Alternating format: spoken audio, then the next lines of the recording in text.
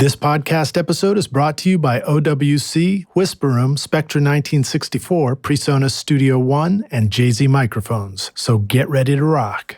I was watching, Mr. Celebrity Engineer #1 do a video. He turned the knob until it broke off almost. He's like, don't worry, nobody's gonna die. And it sounds cool, so I tried it the next day. I was mixing a record for Warner Brothers, and I did it, and I was so scared. I was like, am I gonna regret this? Cranked it like this dude did. I sent it to my friend Joe Sterling. I'm like, Joe, am I totally off? And he sent back, no, it sounds great.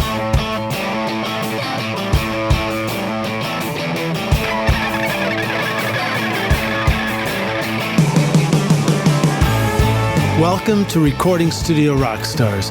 I'm Lid Shaw, and this is the podcast created to help you become a rock star of the recording studio.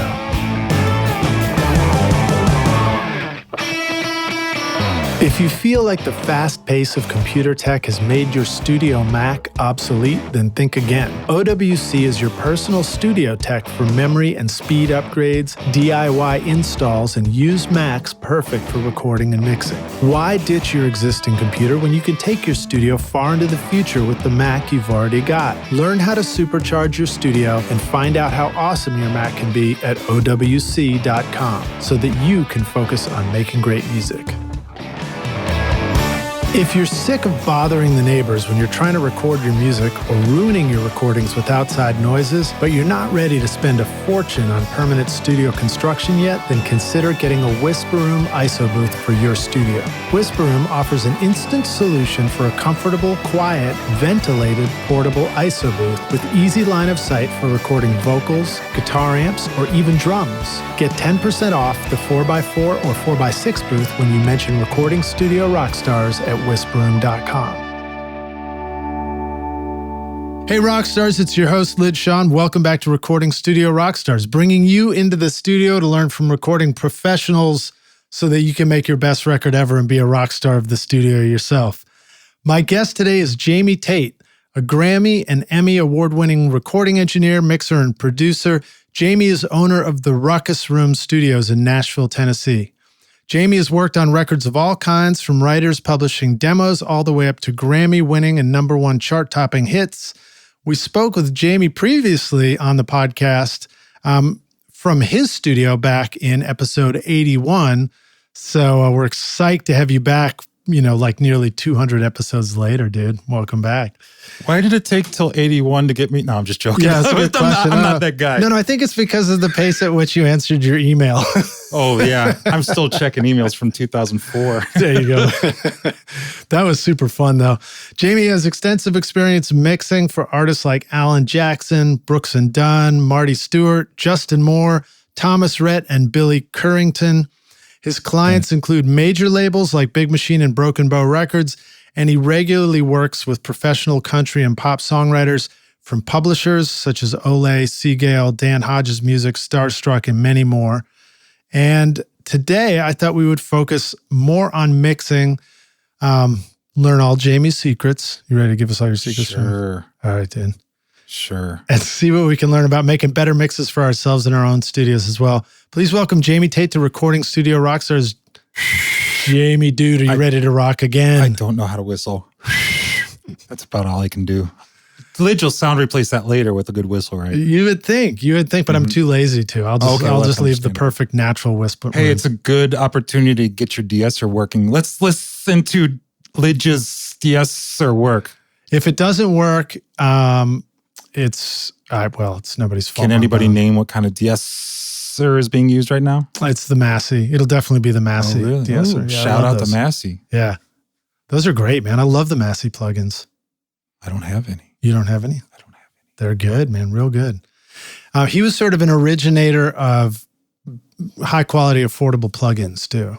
High-quality, affordable. I like it. Yeah, he was one of the first guys to sell plugins, and no matter what plugin was. And that at that point, I think it was like $60 a plugin, and that was considered like a steal against anything else. Yeah, now anything over $29. The perpetual Waves sale. Thanks, Waves. Hey, did you hear Waves is having a sale? Yeah, we know. Yeah, we know. But I shared my link. You shared my what do they call them? A referral link.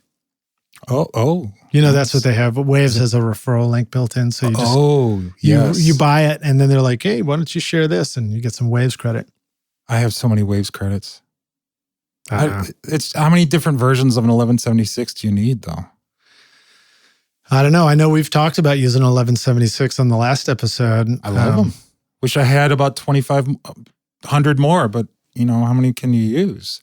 I have 14 different plugin versions of an 1176, and it doesn't matter if the song sucks. Yeah, no doubt. But that's a whole nother discussion. So tell us a little bit about your mix setup now. I mean, like I've been fortunate enough to mix with you in the past on records on a record, great. I guess. Yeah, that was great. That was fun, man. I wish we were doing it more often. That was a creative record.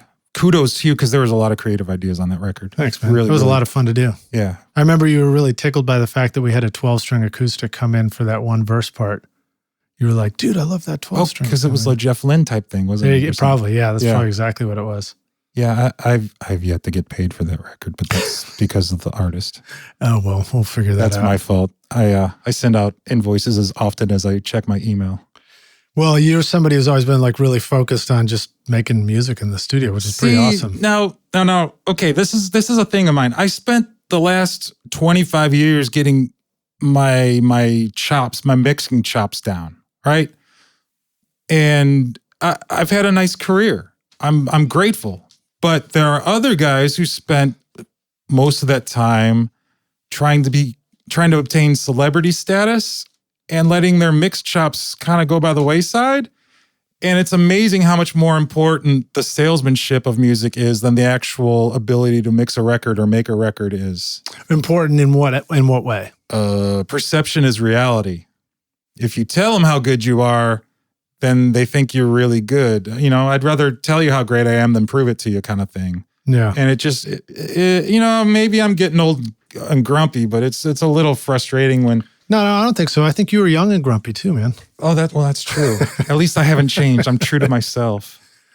You know, there are a lot of bad sounding records. So I'm not sure if I'm allowed to say this. You can swear and say whatever you want. Well, we don't throw people personally under the bus. No. I wasn't going to say that. No. Sterling was, when they were moving from New York City to Nashville, their building here wasn't constructed. It was a little bit behind. It's a gorgeous building. Yeah, it's really cool. Yeah, it's amazing. It's like a spaceship. Yeah, it's all white and very clinical, but it's awesome. But they put their lathe in my studio for a while because the guy who's cutting records over there is Joe Nino Hearns, and he used to be my studio manager. Oh, that's right. That's so cool, dude. And I heard Ted told me that he was bringing both lathes down to Nashville, and Joe and I had a plan to buy a lathe at that time and put it in one of my rooms at Rukkus, and we had lunch with Ted, and I said, Ted, you're not bringing any lathes down, are you? Crossing my fingers. He said, oh yeah, I'm bringing both of them. I'm like, well, hell.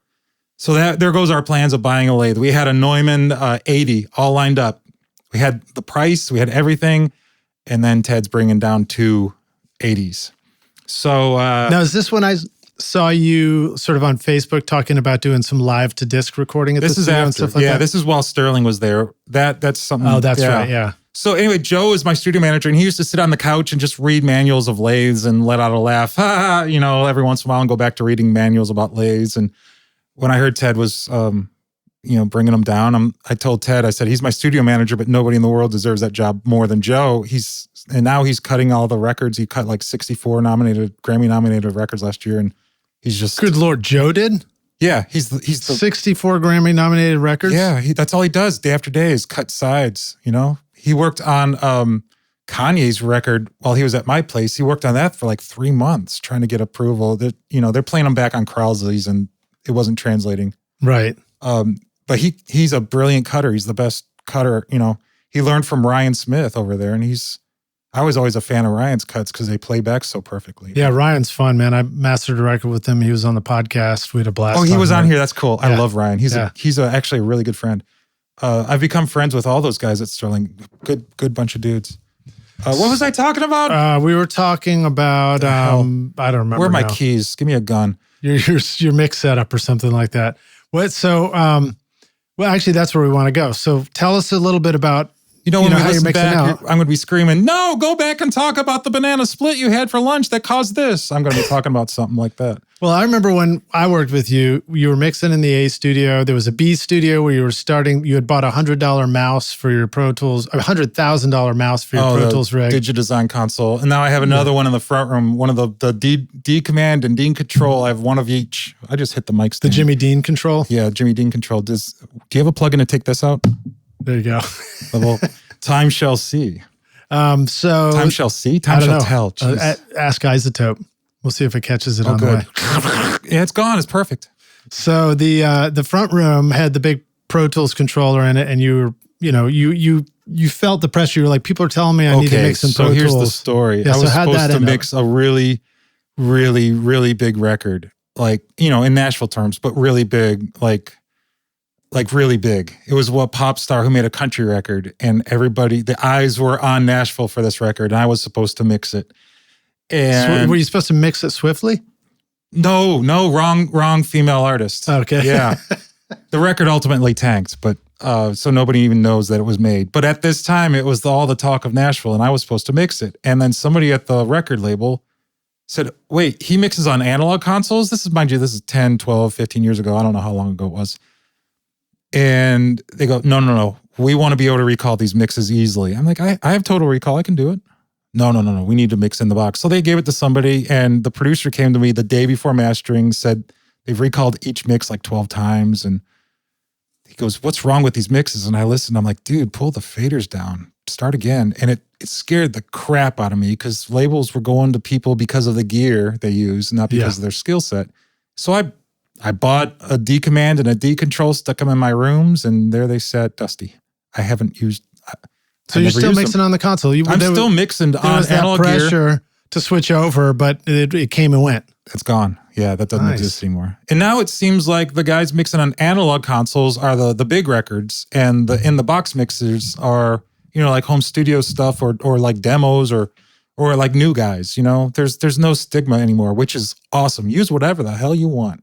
Yeah, it seems like that. I mean, because, honestly, on the podcast, we get a chance to interview a lot of people, and you still have somebody like, Andrew Sheps talking about how he finds mixing in the box totally fine, and it works great on a pair of headphones, no less.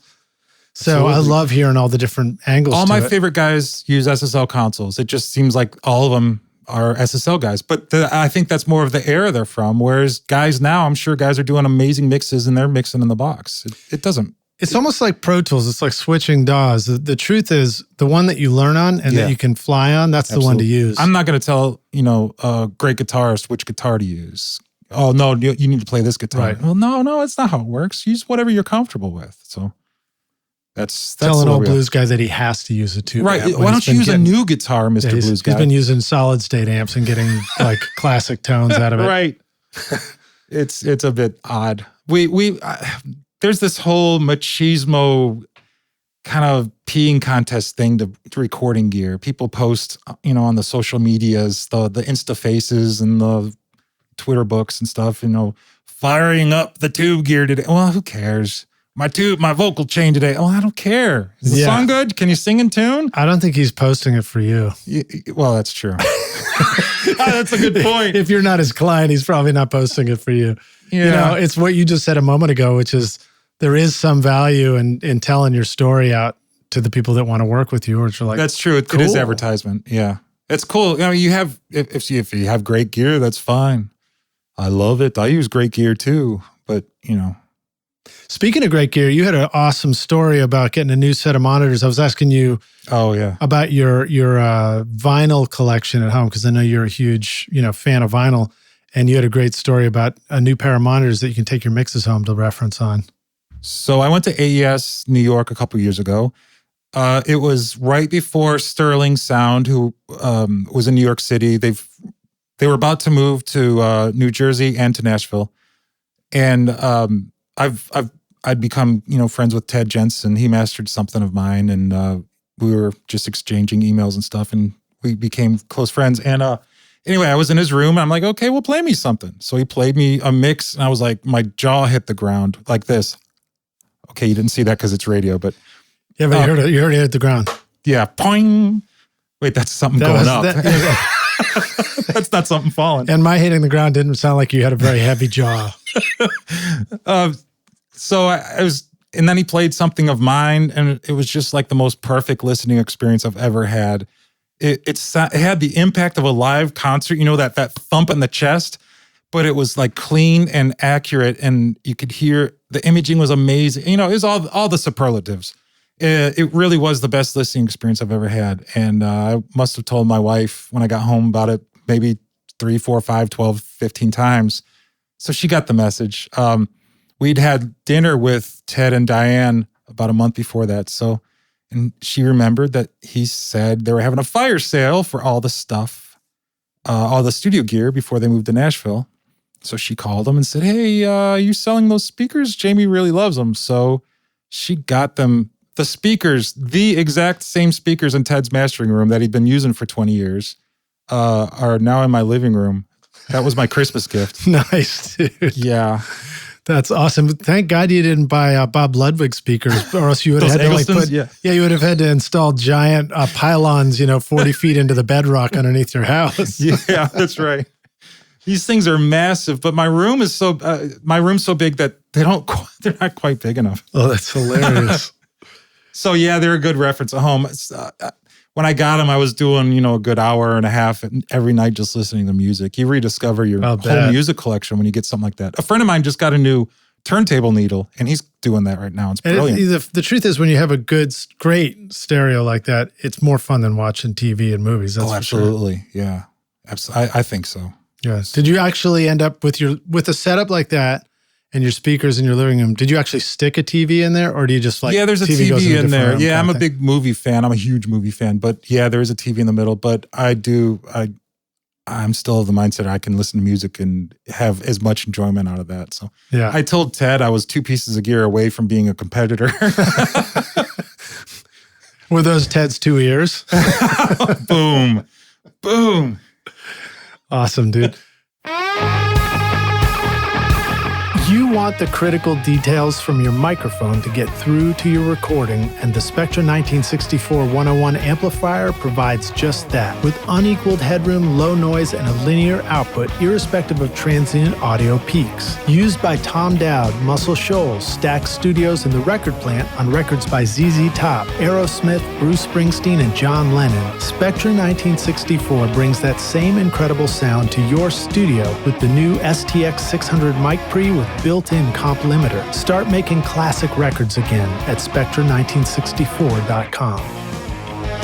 If you want a digital audio workstation that will give life to your music, from sketching a new idea to composing, editing, mixing, and mastering a finished record, then you want Studio One from PreSonus. Studio One is easy to use with intuitive drag-and-drop simplicity, making it great for beginners yet flexible and powerful for experienced producers. Whether creating beats, recording a band, or composing a blockbuster film soundtrack, you will find everything you need to create your masterpiece. Download your free version of Studio One Prime and get started now at PreSonus, wherever sound takes you.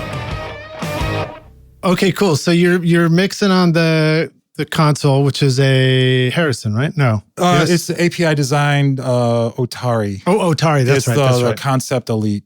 Yeah. Okay, cool. API designed Otari. Awesome. Yeah, it has 96 moving faders and recall and... And what are the things that you use regularly as far as like the fancy bells and whistles? Do you use faders move? Yeah, the faders move. They're moving faders. The recallability with the EQ and the computer recall? Yeah, it has switch automation, has total recall like an SSL. And those are all things that you would regularly use on a mix? Yeah. Okay. It's pretty basic, and anything, I'm using Pro Tools, but I'm using it more like a tape machine than anything else. And that's a transition for you because you were but that was a long using time ago. Otari. I was Radar. When I was there. Yeah. I was one of the first people in town, like 96, I bought a Radar, and nobody trusted them because it was a computer. And I was like one of the first, and I was one of the last to stop using them. So, well, if it works, if it ain't broke, don't fix it. I loved the sound of that thing. I miss my Radars. I couldn't go back to it now. I don't think. I wish I had their converters. So if you switched to Pro Tools, where did you decide to set up your screen and your mouse and stuff? What's a comfortable way for you to work with Pro Tools and a console? People have described my studio as a left-handed studio. which I had never really thought about it that way. But yeah, I guess it is a left-handed studio. It's just the patch bay on my console is on the right. So my screen's on the left because that's where my drums are. You do the most work to the drum faders. So Right. I'm off to the left. And my screen's off to my left. And it's terrible for imaging having that stupid screen right there. So you're looking at the screen to the left and your right ear kind of hears what's coming out of the speakers in that moment. Yeah, but when I'm mixing, I'm not really fiddling with the screen too much. I'm just, I push fine. play and I mix. So. Yeah, so the screen is more for like editing the tracks to get your mix ready. Yeah. What other things do you spend a lot of time on in the screen versus what things are you spending time on when you're on the console? Like when I'm tracking, I don't have the screen directly in front of me because that's the window to the tracking room, so I can see all the musicians. But while I'm mixing, I'm big on making sure the sessions are tidy. After a tracking session is finished, my tracks are edited. As soon as we do the last overdub, mind you, we work in 3-hour sessions, and at the end of the 3 hours, we'll have 2, 3, 4 songs finished. Depending on what the budget is. And I can't remember, do you mix them right then too? Oh God, no, we're not in 1952 anymore. Right. No. But most of 90% of the track is done. And by the time we are ready to move on to the next song during a tracking session, every single one of those tracks are topped and tailed and crossfaded and, fade ins, fade outs. So if I'm not the one mixing it, if it goes to the next guy, they don't have to do anything. And I've had guys tell me, hey man, thanks, your tracks are always so clean. I don't have to do anything to them. Yeah. So, it's just courtesy to the next guy. Awesome. So when you come back to mix this stuff later, do you typically mix in the same room or do you like to move to a different room in your studio or anything like that? Because I think you had 3 rooms when I was there. I have 3 rooms now. I had an intern who, I've had dozens of interns and, one really stood out. And so I offered him the front room. I wasn't using it. Has whatever the big Digidesign console, D command, D control. I can't keep those 2 straight, but 32 fader console, and racks of gear. And I said, "You want it? It's yours." So he's been trying to get his career going, doing that, and he's been doing a good job. So I track in my room, I do vocals in my room, and I mix in my room. So and then the B room is I have a pop producer in there, and he's writing and doing tracks. So usually there's 3 rooms all spitting different music out into the hallway and it all intertwines and it's really, really cool. And I love that energy. Yeah, no doubt, man. I really enjoy the moments when I get to be in a multi-facility studio space and there's a lot of things going on. It's so cool. The energy is just so high and everybody in my building is there because of the right reasons. They're having a good time. We're making good music. We're working with people we love, and it's so much healthier. Yeah, the best I could do is try and convince my friends to come over here to my lonely studio and talk about making records with me. Stop it. I'm sitting in Lidge's studio, and this place is awesome, by the way.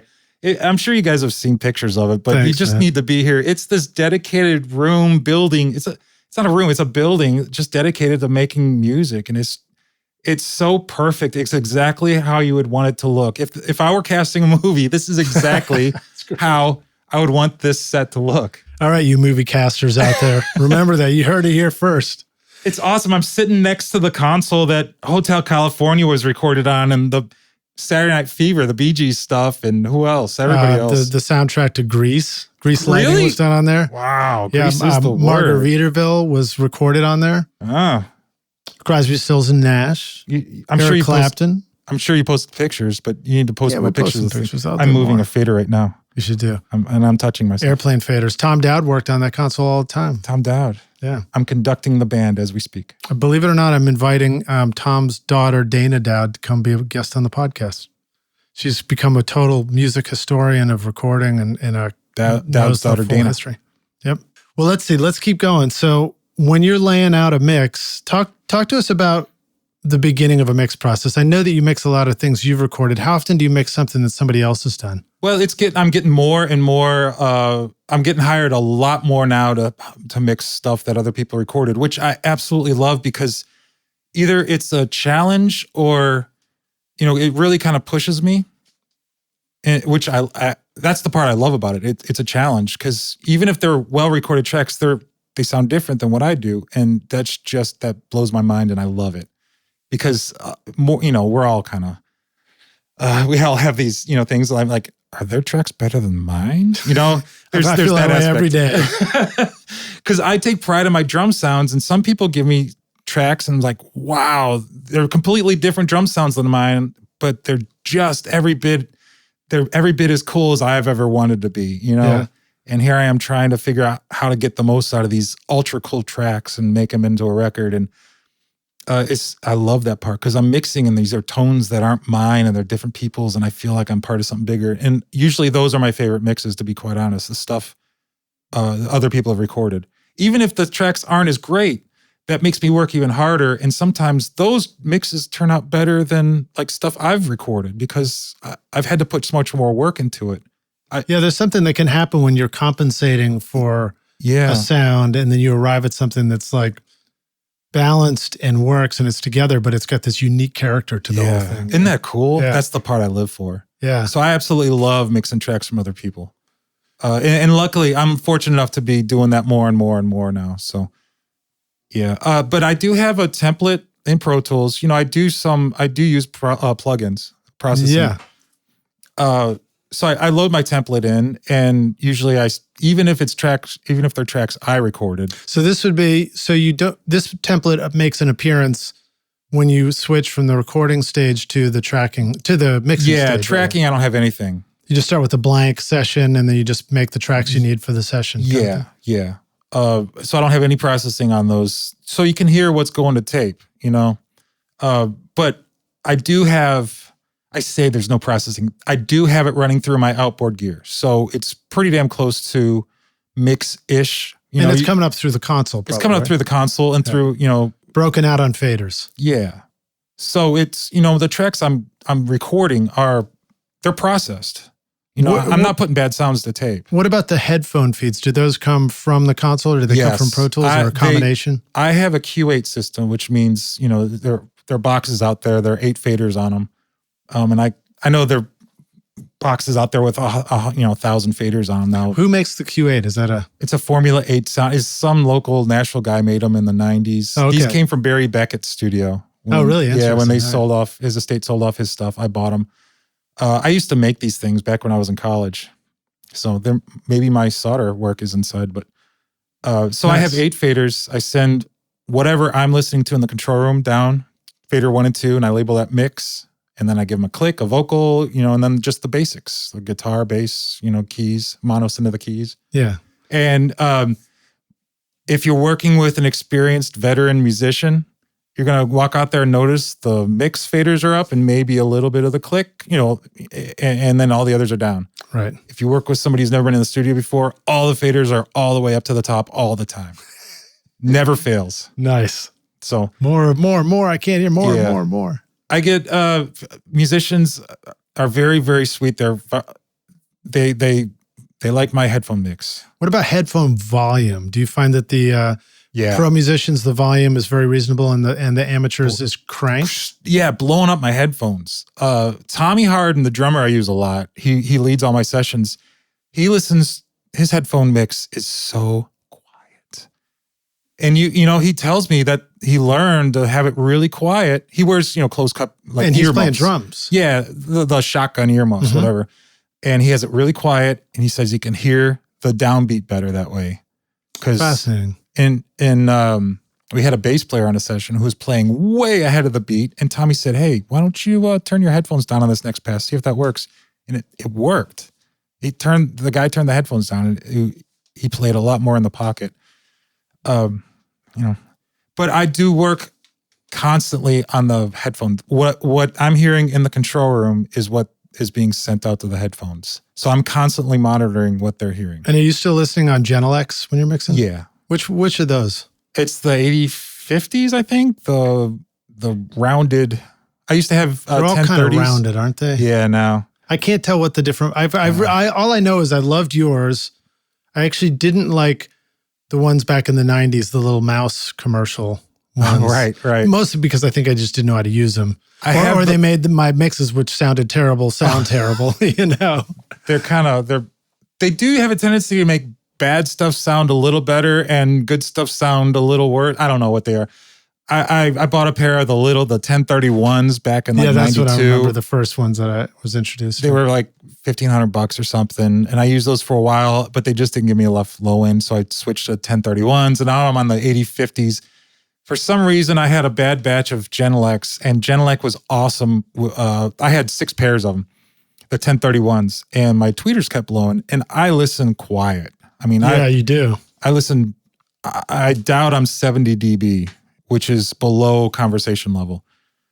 And I was popping tweeters, and Genelec came out, and they looked at my console to see if there's any sort of spikes coming out or frequency anomalies, or they discovered there was nothing. There was just, then they found that for some reason, 3 of the pairs that I had they had bad amps in them. So they kept replacing them. They did what was called the Rukkus Room modification. Nice. The one guy told me that they incorporated it into all their 1031s. And then they called me one day. They said, hey, send us all your 1031s. We're going to replace them with these 8050s. I think it's 8050. Yeah. So that's what I've been using ever since. And not a single problem. And I still love them. So. And how big are those ones? I remember them being about this big. Kind of about that big. What about like 1.5 feet tall or something like that? Yeah, about a large pizza. Large pizza. All right. No, they're shorter than that. They're about 1.5 feet tall. They're not huge. They're not monster size. No, I don't really like those as much. All right, take it. Well, I remember that I loved the way they sounded in your room when you were mixing. I loved the fact that as I stood there in the mix position, you had them at low volume and I could still hear them. I'm like, yeah, you can totally, there's all this clarity. You can sit there and sort of concentrate on the music. They work and at pull out multiple what you levels. want, Yeah. Some speakers are weird. I don't know how it works, but lower levels, they don't work. They have to be cranked to sound good. I'm not sure what that's about. But yeah, it could be that every set of speakers sort of has a different sweet spot for its operating volume, Yeah. I don't like loud volumes. It wears me out. I can't really tell what's going on. Yeah. And I'm absolutely a stickler with like frequency response and tonality. It has to be really, really like even. So I can go from my Genelecs into, Ted's mastering room or Joe Nino Hearn's mastering room over at Sterling and, know what's going on. Feel immediately comfortable because they're very similar. Yeah. Well, I'm definitely somebody who will crank up a mix and listen to it, but it does wear me out and I get sick of it and I very quickly have no idea what's going on. Oh, I start questioning things. I'm like, should that be louder? Oh my God, I'm totally wrong. But if I'm at a low volume, when you crank it, it usually always sounds better. Yeah. Now, what about things like low end and bass? Yeah, you got kick? the Fletcher Munson thing going. I hate Fletcher Munson. Do you have certain listening experiences where you love the bass and the low end and it needs to be loud and you have a way of getting that right? Or is that just not on the radar? For some reason, I tend to, maybe it's a thing in my room, but when it's low, I like the bass really loud. I just, because when it's quiet and that Fletcher Munson is, making you not hear as much low end, I still need to hear that bass and the kick drum move me. So I tend to overcompensate. So when you turn it up, you just get more better. Yeah, I guess I like kick drums. Yeah, so, me too. Kick drum. That's the boot kick of the beat. Dude, what I mean? I learned one of my best kick drum tricks from you when we were mixing that record. What was it? You were like, dude, I'm just sucking a lot of 250 out of this kick. What is it? And you looked at, I don't know, 12 dB or something like that. Oh yeah, I had it wound down. Yeah, but isn't it so funny how like one little comment like that will just stick with you for years? Like somebody, if you think of one, there's got to be somebody that made a comment. I can think of one right now. Yeah, dude, share about 2 years ago, my mix style changed. I hate every mix I did before 2 years ago now. You know how we go through stages. I was watching, Mr. Celebrity Engineer #1 do a video, and he turned the knob until it broke off almost. He's like, don't worry, nobody's going to die. I'm sure you all know who I'm talking about. He was EQing something, and it just like, wow, that's ballsy, and it sounds cool. So I tried it the next day, and I was mixing a record for Warner Brothers on a new artist, and I did it, and I was so scared. I was like, the whole time I was worried, am I doing something? Am I not doing this right? Am I going to regret this? And I cranked it like this dude did, and I sent it to my friend Joe Sterling. I'm like, Joe, am I totally off? And he sent back all capital letters. No, it sounds great. So awesome. That kind of gave me.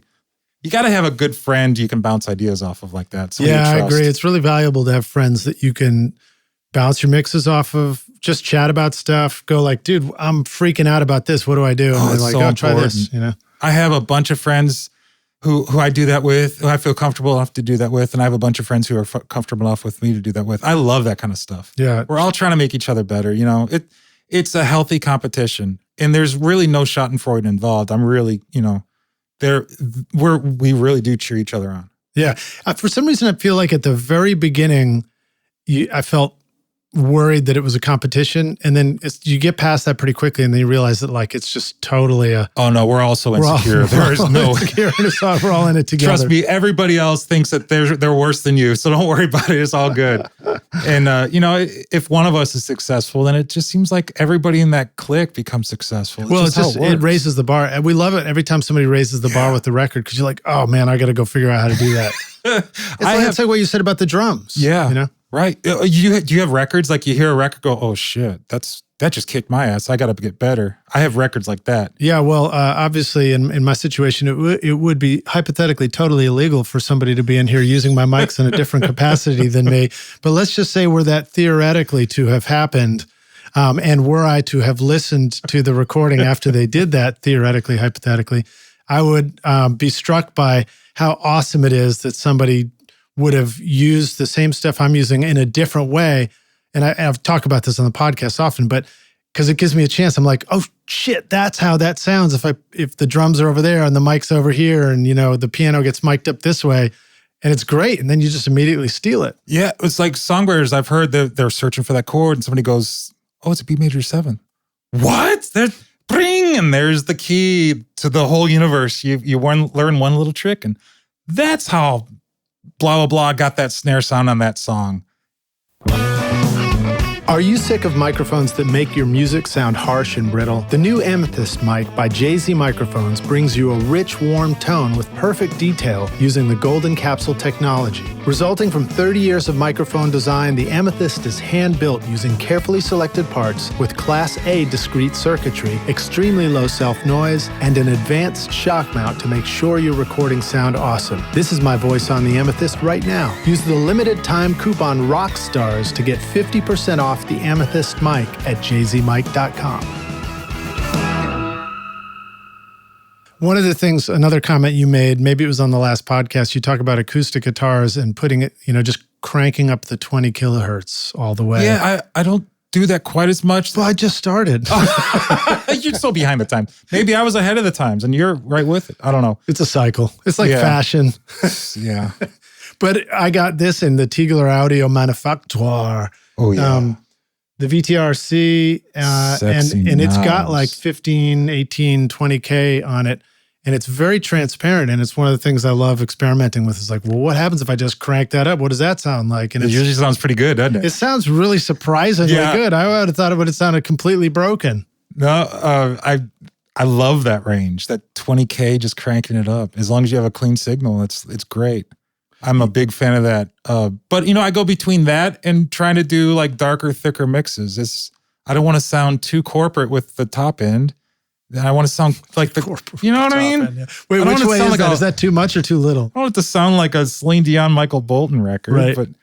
Or, you know, Nashville in the 90s, you know, all bright and spitty with a lot of reverb. Like when you listen to something and you're like, do any frequencies hit that plate reverb that are below 10K? Oh, right. You know? There's more top end in the kick drum than the hi-hats, that kind of, remember that era of Nashville? Yeah, I don't want to go too corporate, but then I want to sound cool and dark and thick like the cool kids do. And so it's a balance between them, you know. You got any records that you just been getting excited about, new stuff coming out? Or? Yeah, well, I've been working a lot on, you know, corporate kind of country stuff, and I'm working with some new artists that the labels are liking a lot. I'm trying to get people, you know, producing acts to get them signed again. I stopped doing that for about 5 years, and I'm having really good luck in the last year getting that happening again. But there was one record I did with Marty Stewart. He and I worked together about 20 years ago. The record I did with him was called The Pilgrim. It was released in '99, and he called me. Was that your first Grammy? Was that the one? Yeah, that was it. Yeah. We'd won the Grammy before that. Oh, that's all right. And then we got 2 or 3 nominations for this record. We didn't win any. They had us. one was for best instrumental, and we were in 2 of the nominated slots. So we were competing against each other, ourselves, I guess. So we didn't win anything. Nice. But anyway, he called me, and it was time to do a 20th anniversary reissue. And the Universal fire out in California, the tapes had burned up. Oh, wow. Yeah. So I had made copies. I had made digital clones of the DATs and saved all the multitracks on exabyte tapes. And I had those on my shelf. They'd been sitting there collecting dust for 20 years. I had just recently archived all those over to hard drives. So I had all the multitracks. I had all the mixes. And I had already, I don't know how many songs are on that record, 23, 25, I don't know how many. And there are all these interludes with train whistles and whatnots. And I'd recompiled everything in Pro Tools. And he said, it's time to do a reissue. I said, buddy, you are in luck. I have outtakes for days. I have a remastered version of the album that I recompiled from the masters, blah, blah, blah. So we did that, and it kind of rekindled our friendship. And he said, what have you been working on? I said, just for fun. I've been doing these jazz records with this minimal miking. I really love Dave Brubeck records. Yeah. Right? And the sounds that Fred Plout, he was the engineer on a lot of those, he gotten.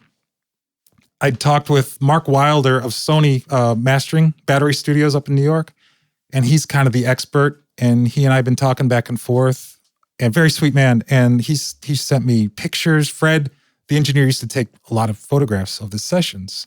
I think Yale University owns his archives now of all those, 30,000 pictures or something.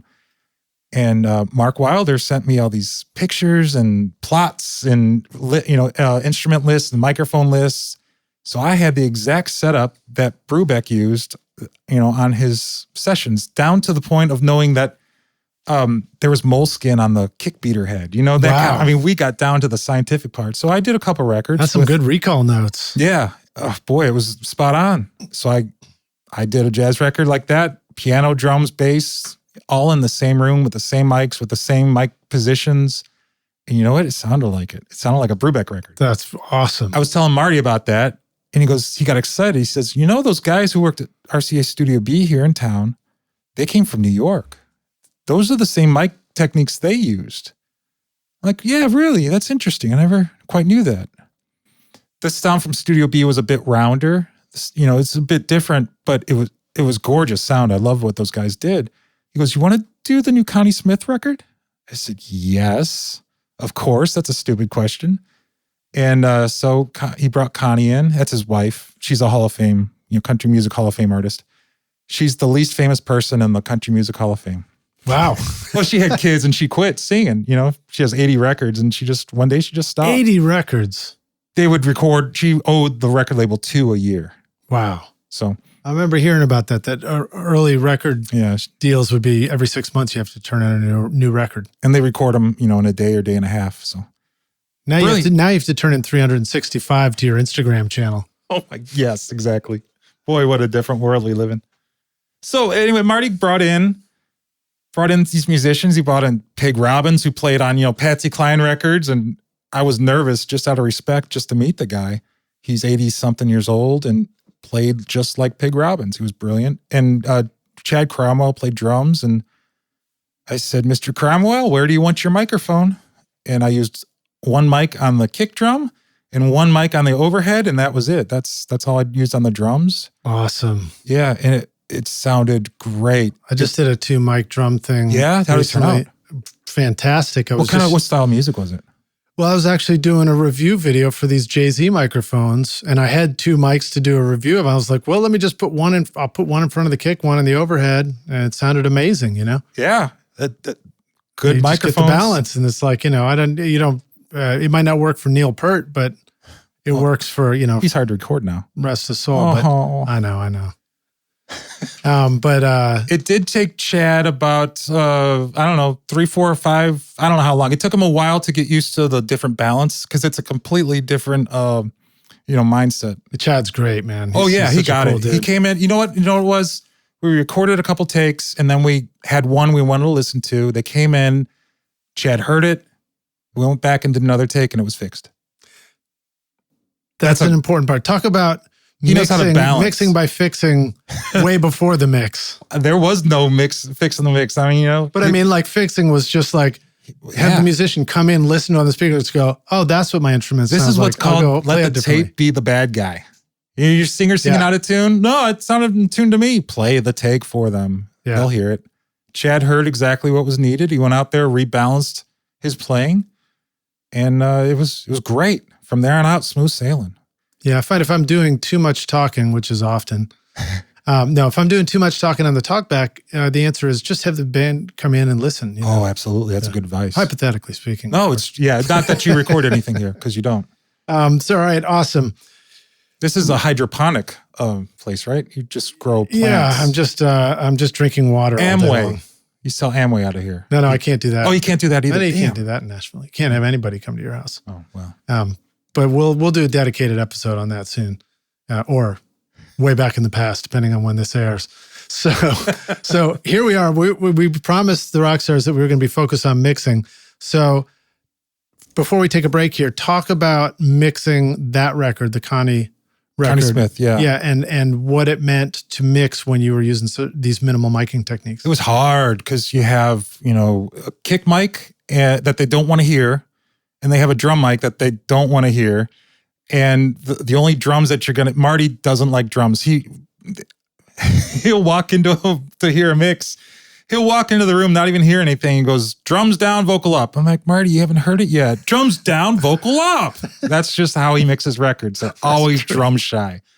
So I mixed it to where my ear thought it was good. He'd come in and I recall these. I don't like doing recalls. You mix great drums, dude. Your drums, like... I have a nice house because of my drum sound. Yeah, but you have fun with drums. Like, I've heard you just squash drums in ways that make me go like, damn, that sounds cool. How can I do that, I'm pretty stupid sometimes. It's cool sounding, man. I know the producers I work for who will let me do that kind of stuff, and other guys I have to be very, clinical.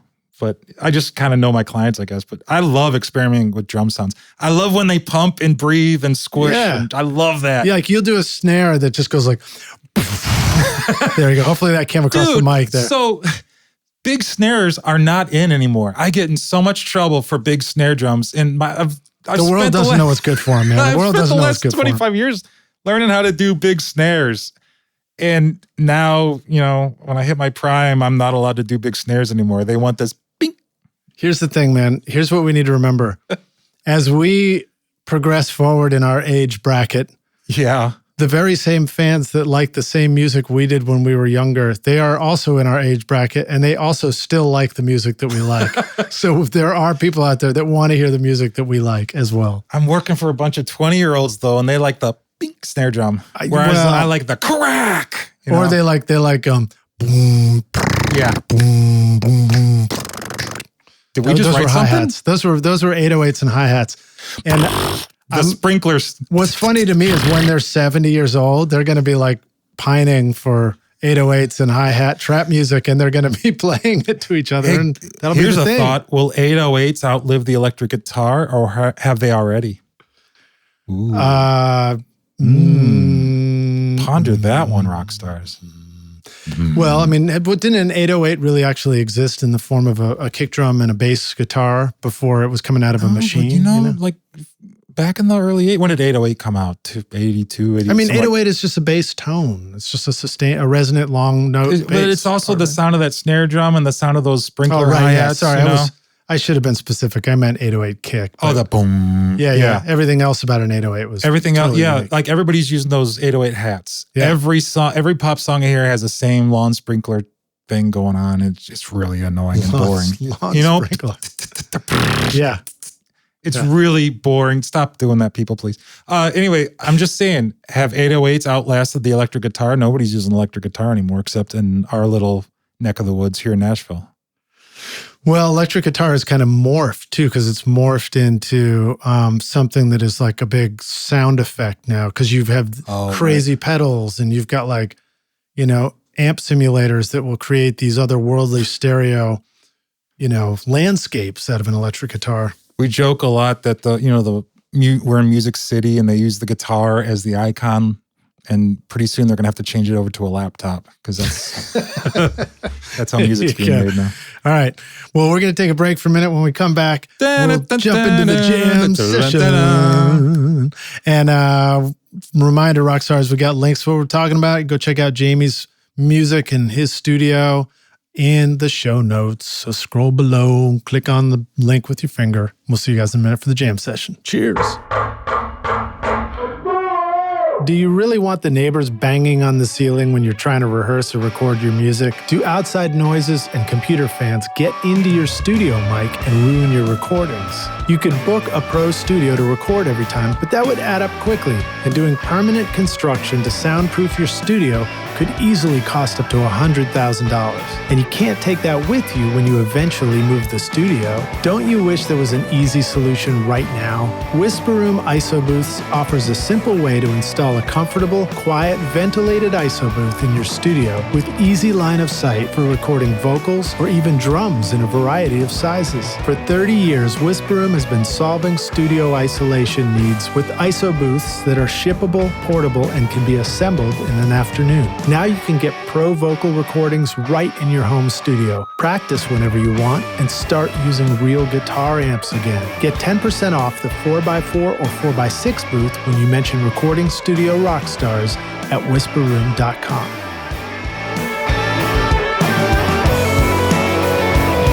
If you're using a Mac in your recording studio and you're tired of feeling like the studio setup you worked so hard to create is becoming obsolete too quickly, then Otherworld Computing is the solution for you. OWC can help keep your existing Mac and studio current and relevant so that you can make great music. Whether you need to upgrade your RAM, install an SSD, add more connectivity, or simply find a great used Mac, you can get the most mileage out of your studio with OWC. Offering a vast library of DIY install videos, 24/7 friendly support, and free shipping in the US on most items over $49, there's no need to get frustrated when you can achieve the speed to create and the capacity to dream at OWC.com.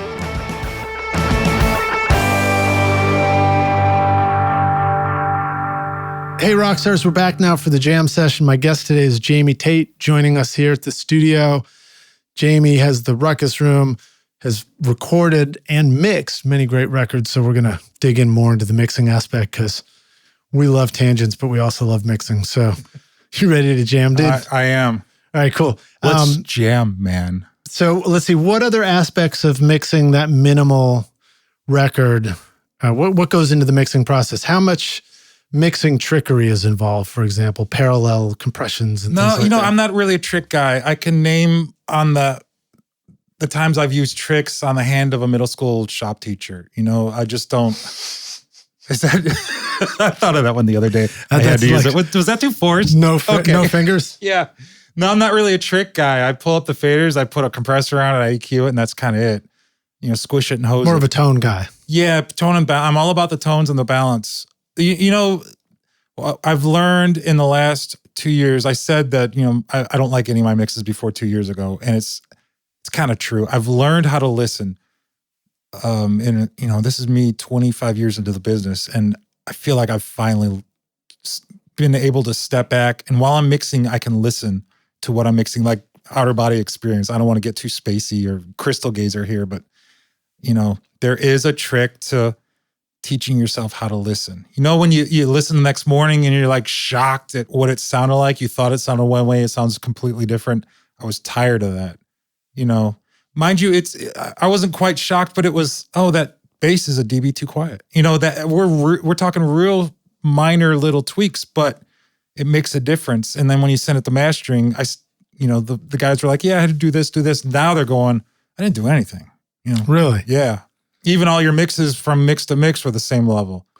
So what is a way to start learning how to listen? So what I did is I took I have a private group on Facebook, and there were a bunch of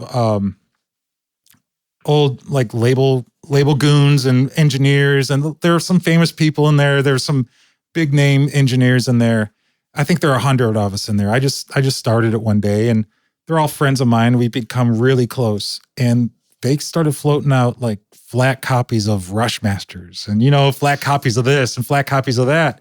So I was taking these mixes and mastering them in just on my laptop with a pair of headphones. And that taught me how to listen better because I would get them. I have a pair of Sennheiser 650s, HD 650s. Yeah. Great tonality, a little lumpy in the bottom end, but they're about as neutral as any pair of headphones I've ever heard. And I started listening and EQing, get them to where I thought they were perfect. And I take them out of my car and they're like, holy crap, there's so much bottom, And eventually I'm talking about like 5 years of work, like almost nightly working on these masterings to where I can listen. I've just trained myself to know how to listen, I guess. I keep saying the word listen. It's lost all meaning. Listen. Are you using, we had talked about this before, but SonarWorks Reference 4, are you using that plugin to effect with a plugin, with headphones? Yes. I love SonarWorks. I love this. It's amazing. It takes these, I don't know, they just know how to make anything sound good. They take most headphones sound weird to me. Almost all headphones sound weird to me. Some headphones people love sound weird to me. Have I said weird? Like there's some Sony headphones that people love and it's just, they have so much 6K, it's going to stroke out a cat for me, right? Yeah, right. And they somehow SonarWorks, they have the EQ curve, but not only the EQ curve, but like the phase compensation. So it doesn't sound like it's caving in on itself. It's flat, relatively flat. And phase compensation between the different frequencies. Yeah. And when you EQ stuff, anyway, it just sounds like Sony headphones, they had this spike in the upper mids, where another kind of headphones out there that people love, it sounds like it's just somebody took a graphic EQ and just took 3K all the way out. Sounds like the mix is folded in on itself. It's really strange. Well, I have these biodynamic DT770s, and I've always loved them. And the first thing I noticed was Technicolor. I love those headphones. They're very fun. They're fun. And when I first was introduced to them, we were doing editing in Pro Tools, and I was like, oh my God, I can hear all these details. I can hear little clips and edits that I couldn't hear otherwise. Now, and I've learned, and I mixed on them for 15 years at Bonnaroo, where I mix in headphones, and I've learned how to do some stuff with them. But now when I start looking at them with SonarWorks and stuff and see what the EQ curve is and everything, I realize that they're really crazy EQ curves. They're not flat. It's not like they're hi-fi because they're flat. They're just maybe boosted some of my favorite frequencies. You know what I mean? No, they do sound, they're like I said, those headphones sound like Technicolor. They're bigger than life and twice as natural, right?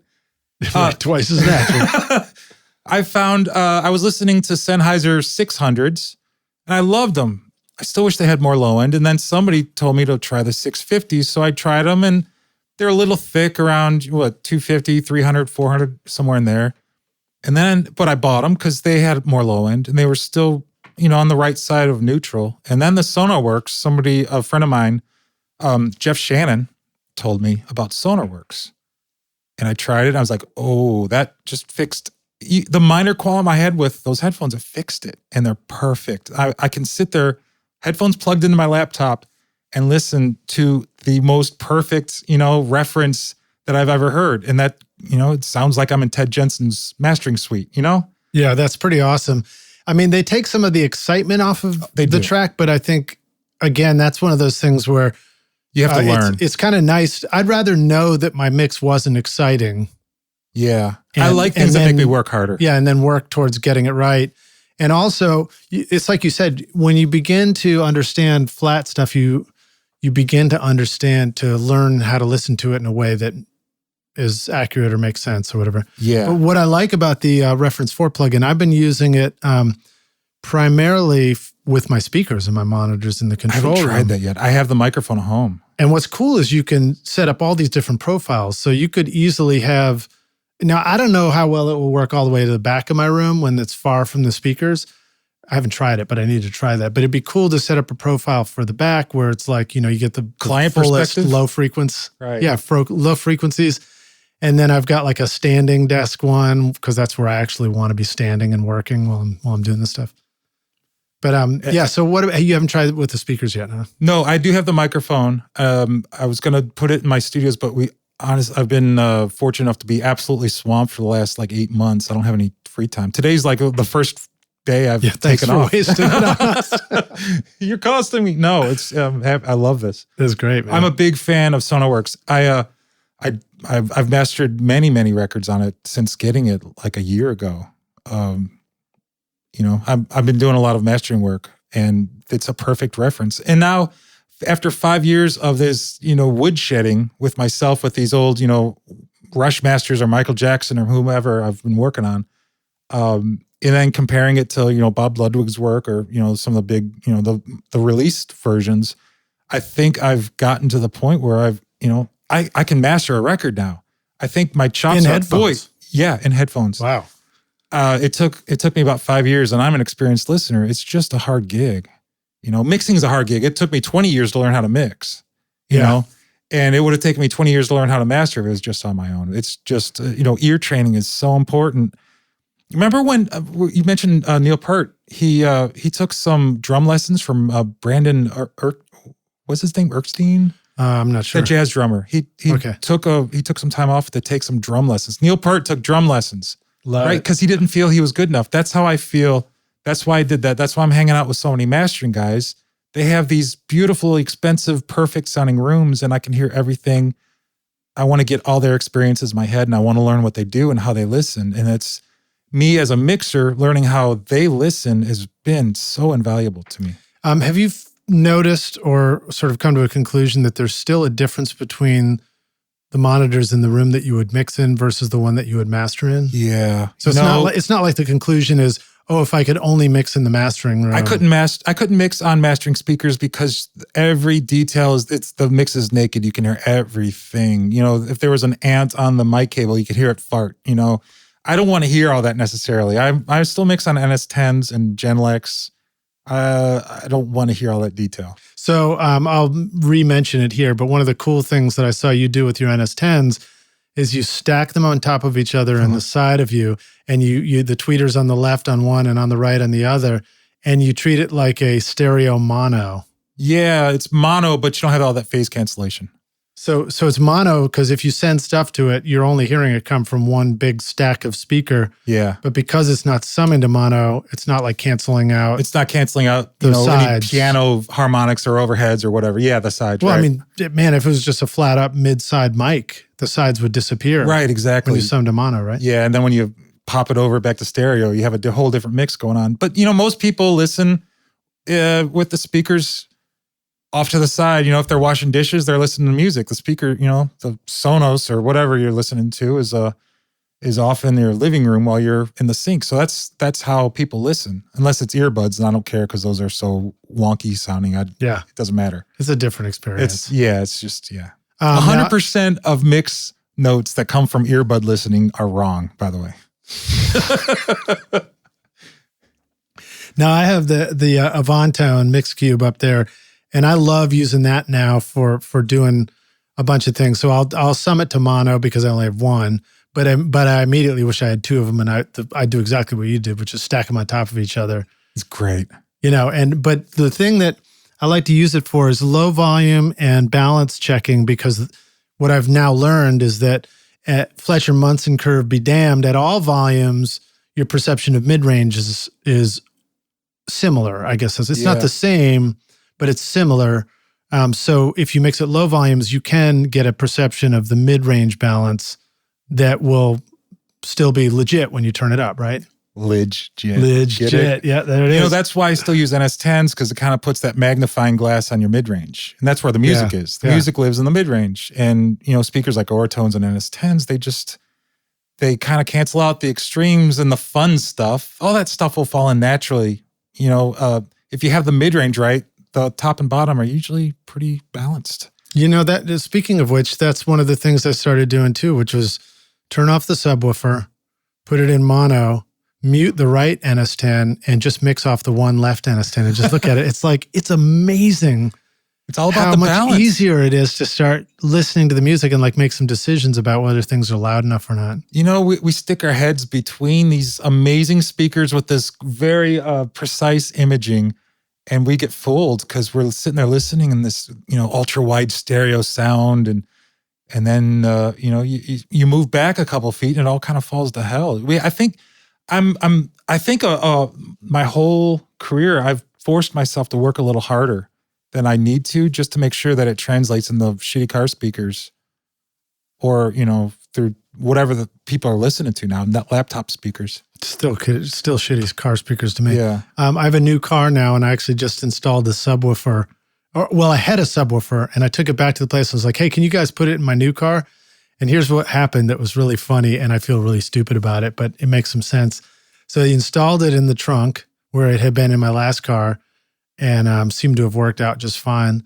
And on this one, he installed it, and then when I got into listening, he was like, man, I got to tell you, I kind of apologize, but I'm not sure that you have the right sub because you're not really hearing much of it. And I was like, what, really? And so I turned it up, and we ended up cranking it all the way, and you still barely hear it in the car. And I realized it's because maybe the new car is so much better sealed. You're basically putting it in a sealed box in the trunk. And it hit me, and I was like, man, what's the deal with this? Like, why does anybody ever do this? How does this even work? It'd be like a chef doing a side dish and leave it in the living room. Yeah, exactly. It's funny. So now I got this subwoofer, but you kind of can't hear it unless you put the seat down. But can the person next to you at a traffic light hear it? That's the important part. Yeah, probably that is important, thing? Yeah, if I hear somebody cranking their sub behind me, at a stoplight, I crank mine all the way, and then I look in the mirror the whole time. It's like a mating call. See if I can get their attention. Yeah. That's what it's there for.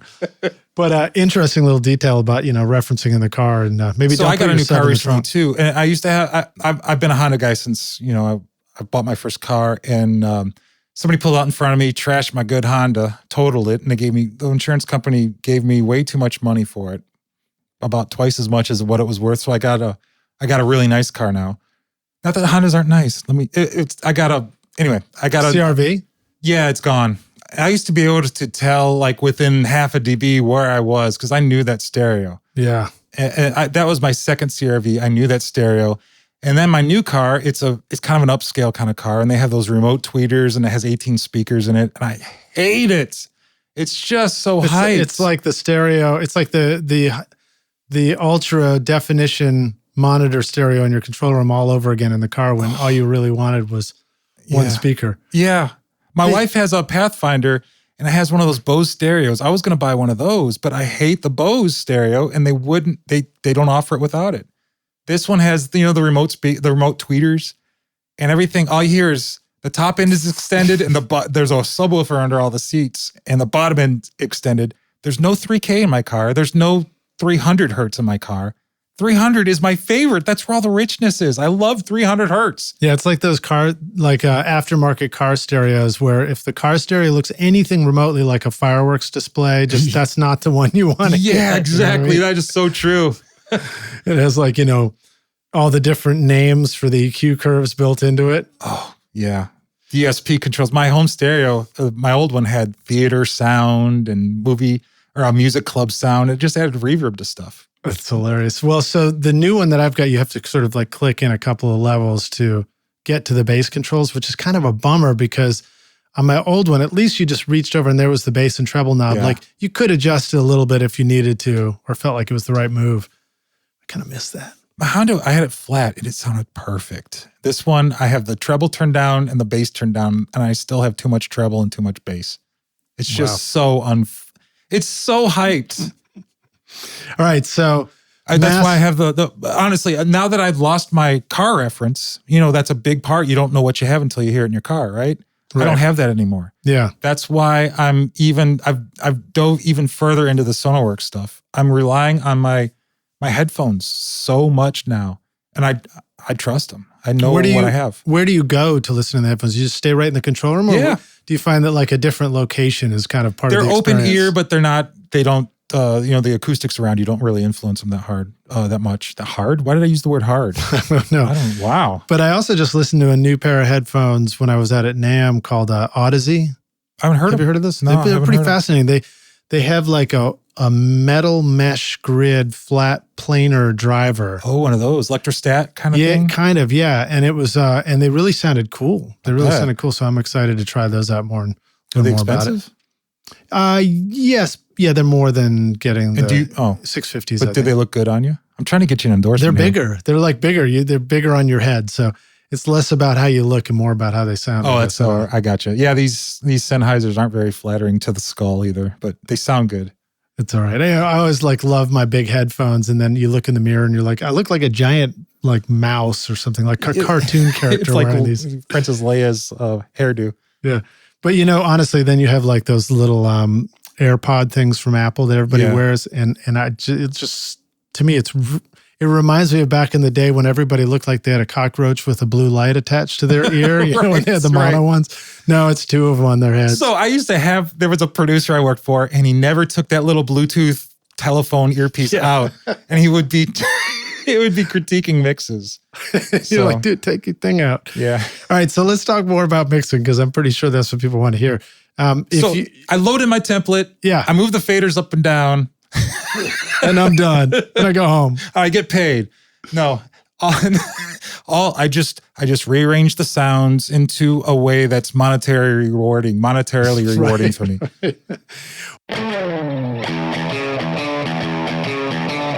You know what it feels like when inspiration hits and you want to capture your great song idea, but then the studio gets in the way and it's just no fun anymore. Wouldn't it feel awesome if you could simplify the process of producing your music from inspiration to final masterpiece? PreSonus Studio One is a powerful digital audio workstation that helps you compose your music with a complete collection of virtual instruments for keyboards and drums, MIDI tools for hip-hop, EDM, and film, a flexible sketchpad with chord charts and key recognition for songwriting and arranging, and classic effects pedals and amp simulators for guitar and bass. With 37 high-quality effects plugins, integrated Melodyne, and drag and drop flexibility, you can easily edit and polish your mixes. And Studio One is the only DAW with a built-in mastering studio so that you can take your record from writing to radio ready all in one place. Download your free version of Studio One Prime and get started now at PreSonus,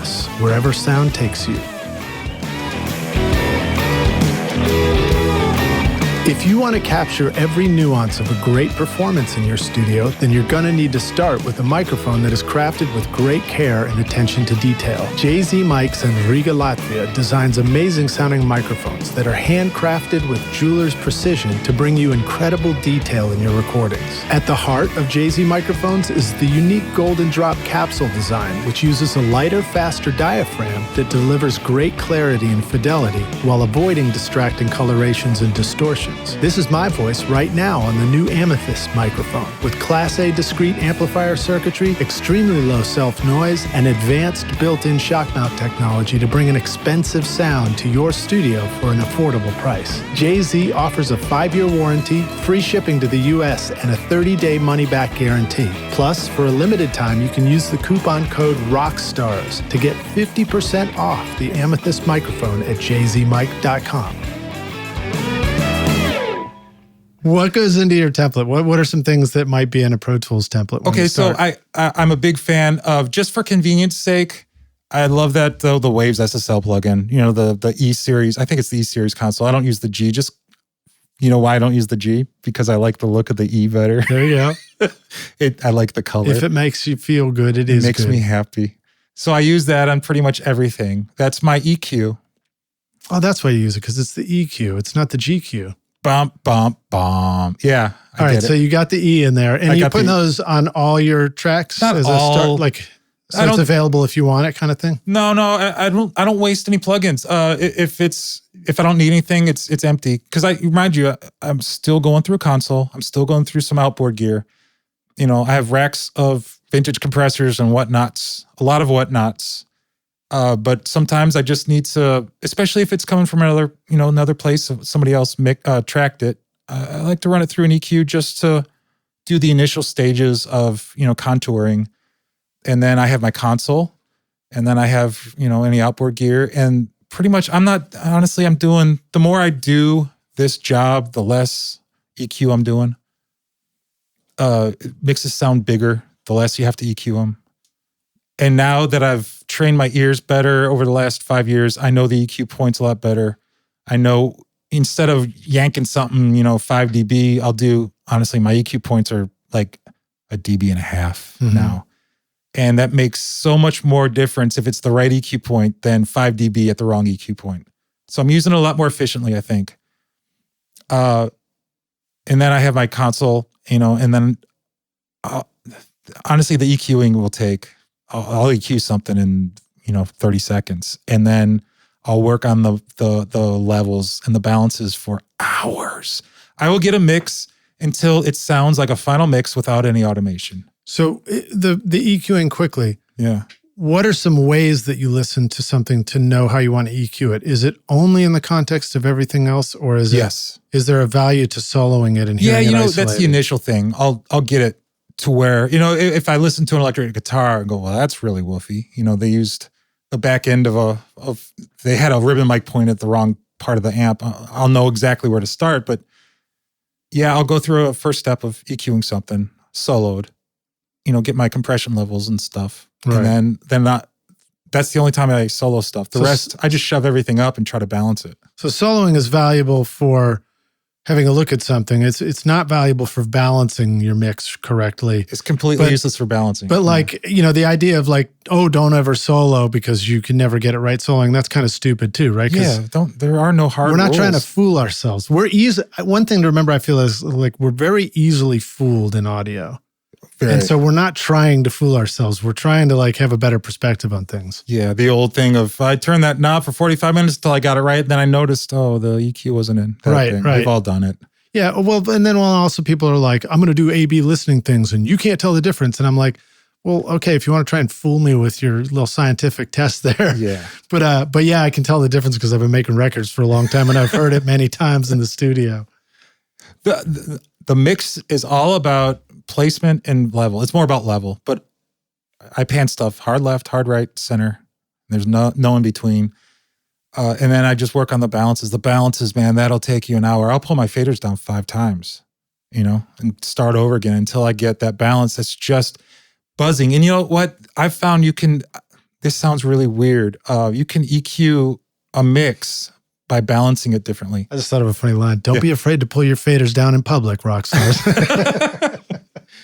Oh, there's a lot of cussing usually going on. Son of a boop, I pulled down. I'll have a mix that I think is almost done, and I'll pull the faders down and start all over again.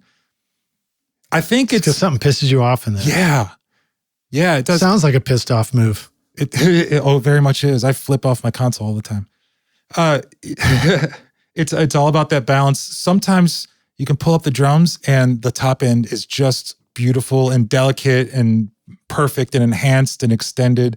And other times you can pull it up and it just sounds harsh, and you're working to get that nice air around every drum to work, and it's just not there. The same tracks, and you pull down your faders, you pull them up again. There's all that air and the space around the snare drum. That wasn't there. And I don't change the EQs. Oh man, who was that? Was that Kevin Killen that told the story, or was somebody telling the story about Kevin Killen? I feel like it was Kevin or somebody who told the story about Glenn Johns or somebody saying, look, here's the mix. Listen to this balance. Tear the faders down, put it back up the exact same spot, and it was different. It's different. And that's what you just described. Telling you. Yeah, it's different. It's bizarre, man. And I can make a bright mix and a dark mix without touching an EQ. It's just how I balance my drums and how I balance the whole mix. Now, do you think this is analog console specific, or do you feel like this could exist I can't tell you. I've done one mix in the box. Yeah, okay. I got frustrated. It didn't flip my skirt up, and I just kind of, I don't know how to mix in the box. I'm not going to say you can't do it because there are people doing it. So don't let this, That's all right. I'm not you never said it. So you don't have to defend not saying it. I don't know how to push mixes. I love mixes that are pushed, and you know what I mean by pushing? Yeah, I've heard your snare drums. Yeah, right. It just coming at you, right? Super bold move where you're like, how the hell is that? I can't do that in the box. How can it be that extreme and it doesn't sound broken? Yeah. I don't know. I listened to a lot of Curse Lord Algae mixes and Jack Joseph in the 90s. Boy, that second Jellyfish record, I don't know how he did that. Those are still my go-to points. Bob St. John. There are a bunch of people I keep going back to for inspiration. They're my, the well that I keep going back to. And I don't know how to make that pushed, aggressive sound in the box. People are doing it. I haven't spent enough time to do it. Right. I have what works for me, so that's why I keep, using my console. It's a good takeaway, though. Use what works for you. Oh, yeah. And whatever. I'm like, we're getting back to that guitar. Don't tell the guitarist which guitar to use. Now, what about this? You're using what works for you, yet you're not stuck in one way of doing things forever either. So how do you evolve and incorporate things? My template switches about every 2 weeks. Not completely, but I'm changing it little by little, and over the course of a year, it's completely different. Oh, wait, the template that we were just starting to describe? Yeah, it's all different now. We've already, you lost that conversation already. All right, so let's go back to it for a sec. What else is in there? Is the template involved? Well, you've got the E, SSL, and then you've got routing of different instruments. Mind you, my console is pretty much my template. My template involves, a kick drum EQ that works most of the time, about, 70% of the time. A snare drum EQ that works about 40% of the time. That's my template. Yeah. So it's just, I know I like that plugin on this instrument, so I'm going to pull it in. And here's the EQ I've used a lot that I've had success with. And more often than not, I will go in there and tweak it just because every song is different. One song needs a harsh acoustic guitar. One song needs a bright, shiny acoustic guitar. You have to change them up a little bit. Well, as I recall, you described a pretty cool way of getting snare sounds in your mix on the console where you said, you've got the snare coming up on the fader. It's got its EQ up. It's also paralleling over and going through an 1176, which is just tucking in underneath that on another fader, right? Yeah, my snare comes up. I have a little bit of top end added on the plugin. Comes out of my Pro Tools, goes into my console. I can EQ it, put a gate on it, do whatever. I don't think I have any compression on that one. And then I have the insert send, so I'm getting that EQ. I'm going to an 1176, and I'm just kind of taking the crack off of it and elongating the sustain. So I can get it's that not body. like you're not a bury the needle sound on the 1176. No, it's not 8 dB or so. Is that burying the needle? I don't know. It's 8 dB not on a the needle. snare drum. I don't think it is. Is it? I don't know. On vocals, I bury the needle. Okay. I have 4 compressors on every vocal. Well, vocals have a larger dynamic range than a snare drum does. Yeah, snare drum's just loud. Yeah, it's just loud. It's loud and then silent in between the snare. I want you to be really loud, then go the hell away.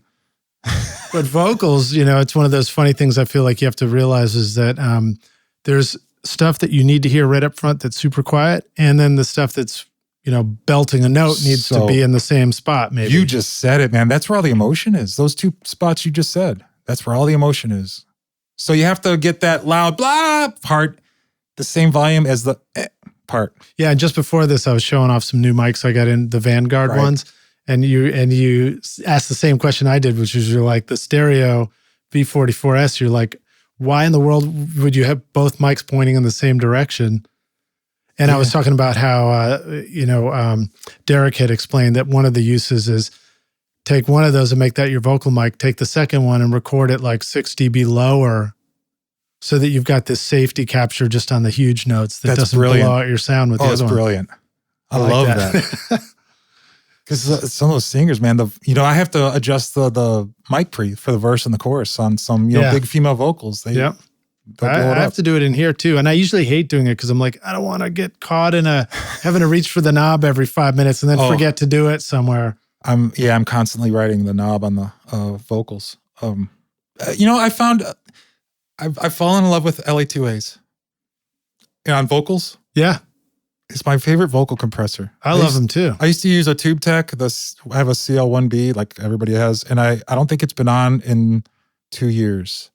I've been using LA2A because it's gentler, but it also does the same thing. It just sounds more like a vocal to me. I can hear the I can hear the Tube Tech grab sometimes. But one of the things I love about recording with compressors with the threshold knob is when I go down to the Bonnaroo studio, I'm doing these real-time recording and mixing things. Yeah.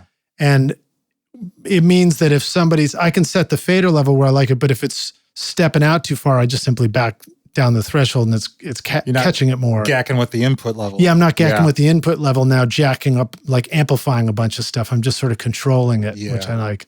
Yeah, I love my Desert Island compressor is 1176, but if somebody says, hey, can you back off the compression? You're like, no, my level's gone now. I wish they had a threshold knob for that exact reason. Yeah.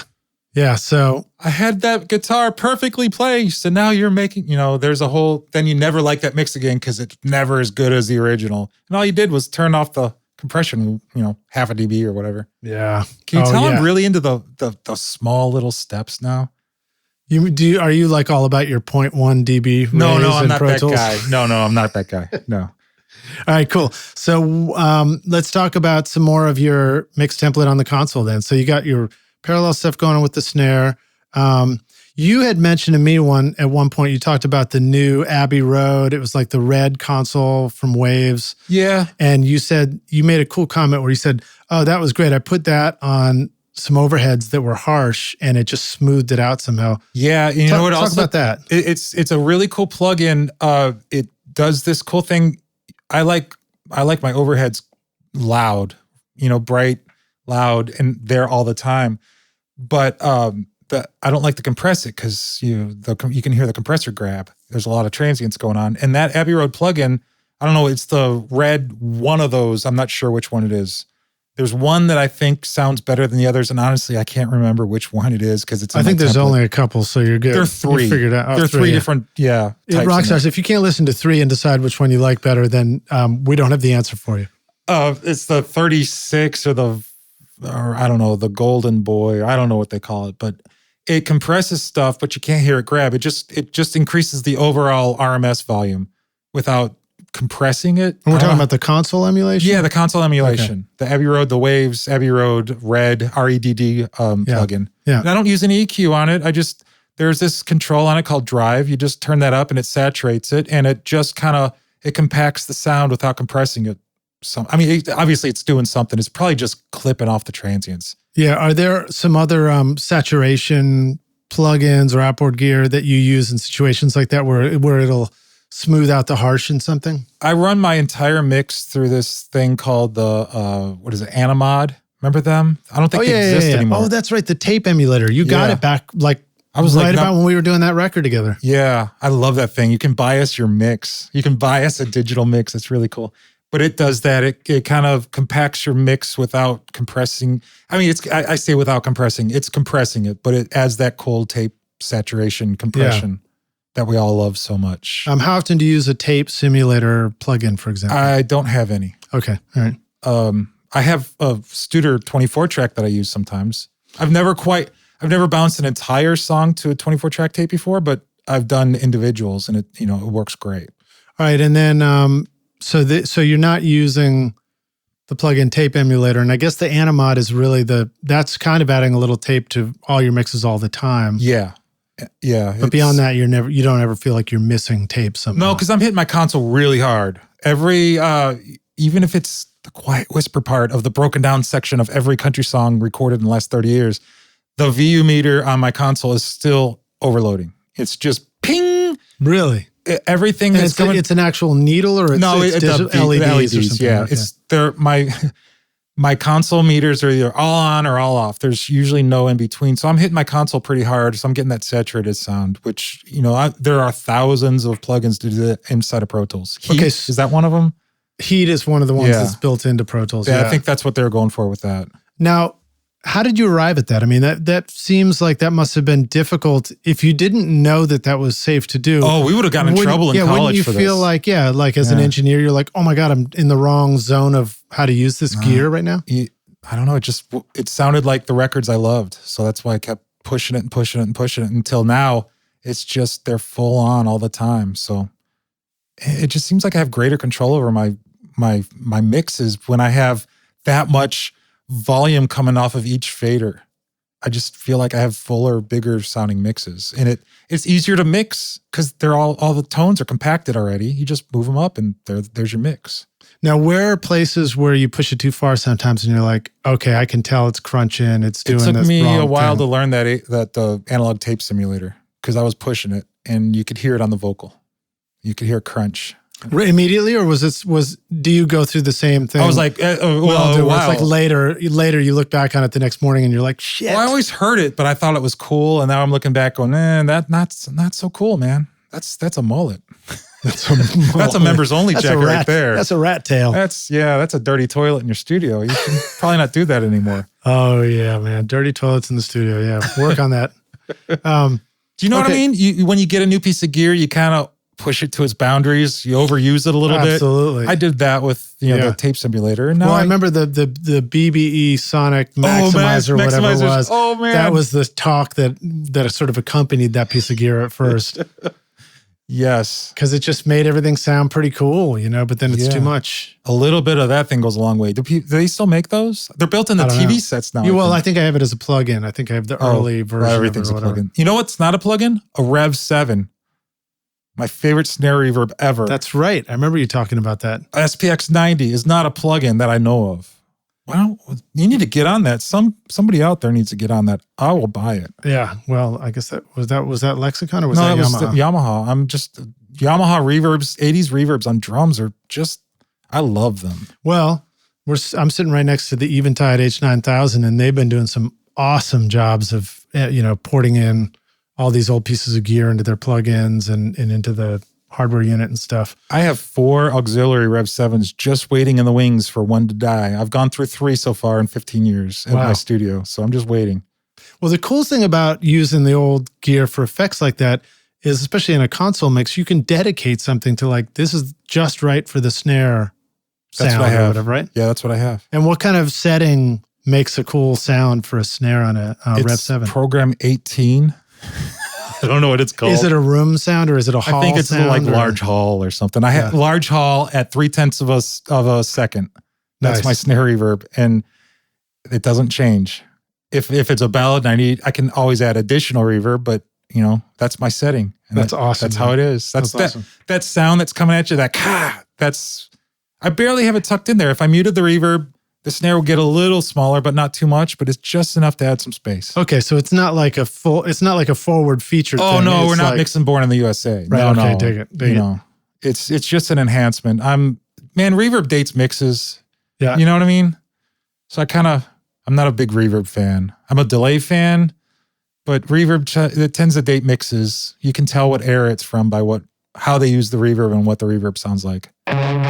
During the height of record making, Tom Dowd, Muscle Shoals, Stax Studios, Ardent Studios, and the New York City record plant all turned to one company to build their consoles. That company is now Spectra 1964, carried on today through Bill Cheney and Jim Romney. The extremely stable, high-speed circuit design of the 101 amplifier provides unequaled headroom, low noise, and linear output irrespective of transient audio peaks, giving you cleaner, punchier, dynamic recordings. Spectra 1964 brings you the sound of ZZ Top, Aerosmith, Bruce Springsteen, King Crimson, John Lennon, and so many more. Created by the missile engineers who were central in rolling out the systems that protected the free world for over half a century, Spectra 1964 literally brings rocket science to your studio. With the STX 600 mic pre with built-in comp limiter, full-frequency passive BBDI, and C610 dedicated comp limiter, start making records that last a lifetime at Spectra1964.com. All right, let's see. What else should we dig into here? Guitars, electric guitars. What stuff do we need to know about electric guitars and making them work? I'm a minimalist. I stick a 57 in it. I make so when the guitars comes in, I tell them to put some white noise through, just some shh through their speaker. I get down on my knees, I listen, I move my ear around. When I find the sweet spot, I put my finger there, and I put a 57 up in front of it, and I have a Focusrite EQ, a mic pre. I turn it up, out, no EQ. Did I just say without no EQ? Without. Yeah, without EQ, and I put it straight to tape. And that's it. So you did share that on the last episode. Oh, I did? Okay. And it stuck with me. And you guess how I do all my guitar miking. Oh, really? Stuff. It's the most brilliant, amazing technique ever. It's so simple. And the guitars come in and they're just like, so one of the studio guys in town, he plays on all the big records. He has a piece of tape, a square tape box on his amp. That's where you mic it.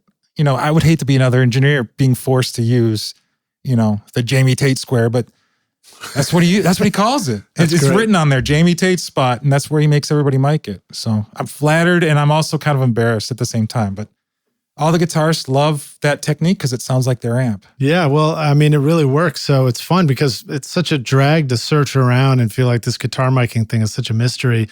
And also, I don't feel like I need to go buy a robot to move my mic around in order to figure out how to I've do seen it. Those, yeah. Even though that would be really fun to try out. It's really hard but once you find that spot, once you learn what you like and you know what to listen for in that amp, you just listen for a nice balanced sound, not too bright, not too dark. And once you learn that sound, it's you You put the mic there and you're kind of done. It's the easiest part of my tracking session. Yeah, and Rockstar's reminder, the reason Jamie's going shh is because the guitar player is not fucking playing right then. Are you not trying to blow your head up when he hits a chord? That's happened It's just so many unplug times. the guitar and just let some white noise go.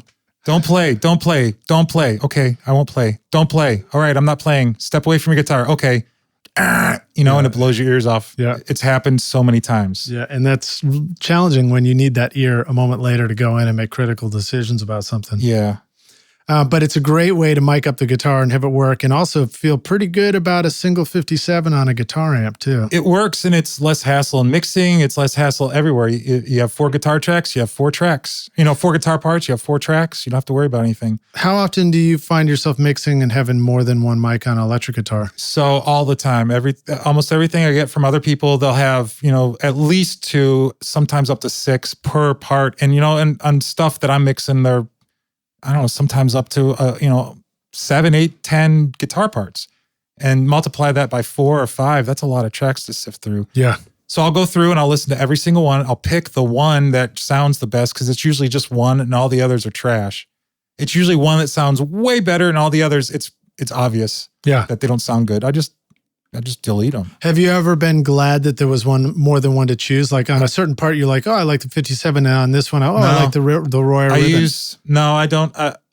When I pick one, I go with it, and I just make that work. Cool. Because I'm so focused on getting the balances right. I don't want to have to choose between 2 different guitar tracks. No, I just mean like if there was a rhythm guitar on the left and one on the right. Oh, all right. Did the one that you chose for the solo turn out to be the Royer, while the rhythm guitar track turned out to be the 57, for example? No.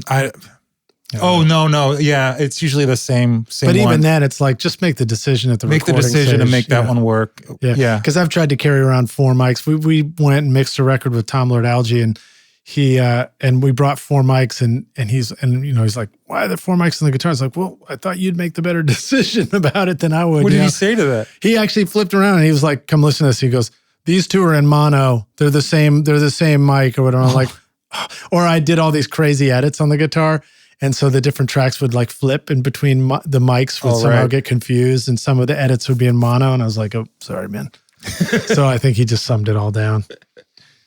Yeah, but I'm always worried about phase problems, and when I get a track like with a DI bass and an amp, sometimes I'll combine them. Those I will combine sometimes, because they're 2 completely different sounds, but I will phase align them. Now, how do you do that? Well, you find a transient, you zoom in, and then you click on one of them, hit Command A, so you make sure you get all the edits, everything on that track, and you just move it until the transients line up. You can see where they line up, and then you get a lot fuller sound. Do you ever sit there and fart around with like adjusting it a few samples either directions to see if you like something better? No, because you can see exactly where it lines up. There's a point where it's like, well, that's exactly where that lines up. Okay, dig it. Yeah, that's what I do too, and I know there's the IBP box from Little Labs and things that kind of get into that's going by ear specific. But in Pro Tools, you can just see it. You can get exactly like the Bohemian Rhapsody multi-tracks that have been floating around for years. Those bass tracks aren't they're all misaligned. I don't know if it's the transfer or if it's how it was recorded, but you go in there and you align them, and all of a sudden you have a really full sounding bass. So, well, what did they do on the actual mix of the record? I don't know, but. For a song that hides vocal tracks on guitar parts, and the overheads turn into a vocal part, that doesn't really happen. But there's a guitar part where that turns into a vocal track that turns into a guitar part. They dedicated 3 tracks to the bass on that, which is just bizarre to me. You just do one, right, and have 2 free vocal tracks. But yeah, but I heard like Paul McCartney would get his own track at the end of the process. Yeah, and 4 tracks run. Yeah. That's why those parts are so brilliant. There you go. And you know what? Jeff Emmerich said he used to record that with a figure 8 C12. Did C12s exist back then? I guess they did. They've been around for a long time. Yeah. But that's how he recorded everything with a mic, no DI ever, which, is that true? That's what he said. Yeah. Well, I heard that they took a bass cabinet that had a 15-inch cone. That was for a Paperback Writer. And then they took a matching 15-inch cone, bolted it to the other one, and made that a cone turned into a microphone. That's Paperback Writer and Rain, and you can hear it, and the bass tones are awesome. That's great. I want to do that. I want a dedicated rig just for that. I would love to do that. Listen, We don't need to make excuses for wanting to buy more shit for our studio because it's fun to do. And I would totally drop $500 on some crazy little, speaker connected to a speaker just to try it out. This is like the third idea we've given somebody for a business, this podcast. You know that, right? Somebody's going to jump on this. Just name it after us. That's all we ask. That's what we're trying to do, man. Trying to empower everybody. You know what? I want to talk about everybody making music now. Everybody's making music, and I think it's really amazing. You're going through some not so fun stuff with this home studio nonsense. But, yeah, right. This is a dedicated recording studio. This, which I think is the problem, isn't it? It's no, I don't know. Studio. I mean, Nashville just has a thing that says you can't work from home and have a customer over. You're trying to earn a living. You're trying to earn a living here, and this is what you do. Yeah. Anyway, I'm not going to get into politics here, but by the way, don't bring politics we might as into well the studio. date something. So even though this will come out a little later, this morning I woke up and the petition I had started for the Safe Home Studios had jumped from 50,000 signatures to 75,000 signatures. I'm so proud of you. Overnight. That's it. My Facebook feed, my Insta post feed is full of your face, by the way. Some of them may or may not have been from Nairobi, and hopefully we just have passionate home studio owners there too. But I don't know. It's just fascinating to me. The other thing you should feel good about is the overwhelming support you have from the entire Nashville community. Yeah. Everybody is on your side. Everybody's sharing your cause. So we're all on Team Lidge. Well, thank you. Seriously, I want you to know that everybody is on Team Lidge because every project I work on has some aspect that was done in a home studio. It's inevitable. It's just how things are happening. Yeah. Why should they be against that? Right. This is Music City. This is what we do. I know. It doesn't make any sense. But hopefully by the time this comes out, it's already old news and we've solved it. Yeah. And you can actually advertise this place then. Exactly. All right. So let's see. Let's keep digging through the mix process. We've looked at guitars. What about effects on the guitars? Are there some useful widening tricks, or is it mostly just pan them? No, it's panning. I'm really. I mixed a song yesterday, and there was only one guitar track, and I went through and I stacked it. What does that mean? I went through and I stacked it. So I took chorus 2, put it on chorus 1, in versey vicey, and then I did the same thing for the verses. So that's the Pro Tools edit. Yeah. I just need the some sort of widener. Yeah. There was one distorted track, right? And then there's one like lead guitar track. So the lead guitar's up the center. My mixing philosophy is that if it's supposed to be taking your attention, I like to put it up center. Guitar solos, fills, whatever, vocals, obviously. But if it's like a blues song but never the kick drum or the bass. yeah, those are panned left and right, just so your needle skips when it's cut to vinyl. Just kidding. Just in case nobody understood that was a joke. Yeah, and then I like to stack it like that. I think I need some sort of stereo information. Yeah. I like to do that on certain songs. Now, if it's more organic, folky kind of thing, I don't do that. But this was a straight up, modern rock song, if there is such a thing. Do you ever do the thing where if you have matching guitars on the left and the right, you boost a mid frequency on the left and cut it on the right? That always sounds unbalanced to me. I like them to have exactly the same, different performances, but exactly the same EQ and sound. That way it's more even. Because that... You know what I'm talking about? Like, it's supposed to be a widening effect, right? Yeah. Some people do that with background vocals. Like one part, they'll have the compressor set this way, another part, they'll have that. It makes it unbalanced to me. And I'm so OCD about these mixes that if it's not, really, really balanced left to right, that it drives me nuts. Right. And I guess we might be also hearing just the phase difference between those frequencies on the left and right, and therefore it sounds a little wider, like something out of phase does. I do the thing where I kind of pan them beyond the speakers. I do have a widener, a stereo, a width, it's an analog box. So on my electric guitars and some other stuff, I do have a send that's, this widener. So if you pan something hard right, it adds a little bit of the out of phase information to the left. So it kind of, instead of it coming hard right, it kind of goes a little bit beyond the right speaker. It feels like it's going even wider. Yeah, psychoacoustically. They used to have this, it was called Q Sound. Remember that? The Sting record that came out?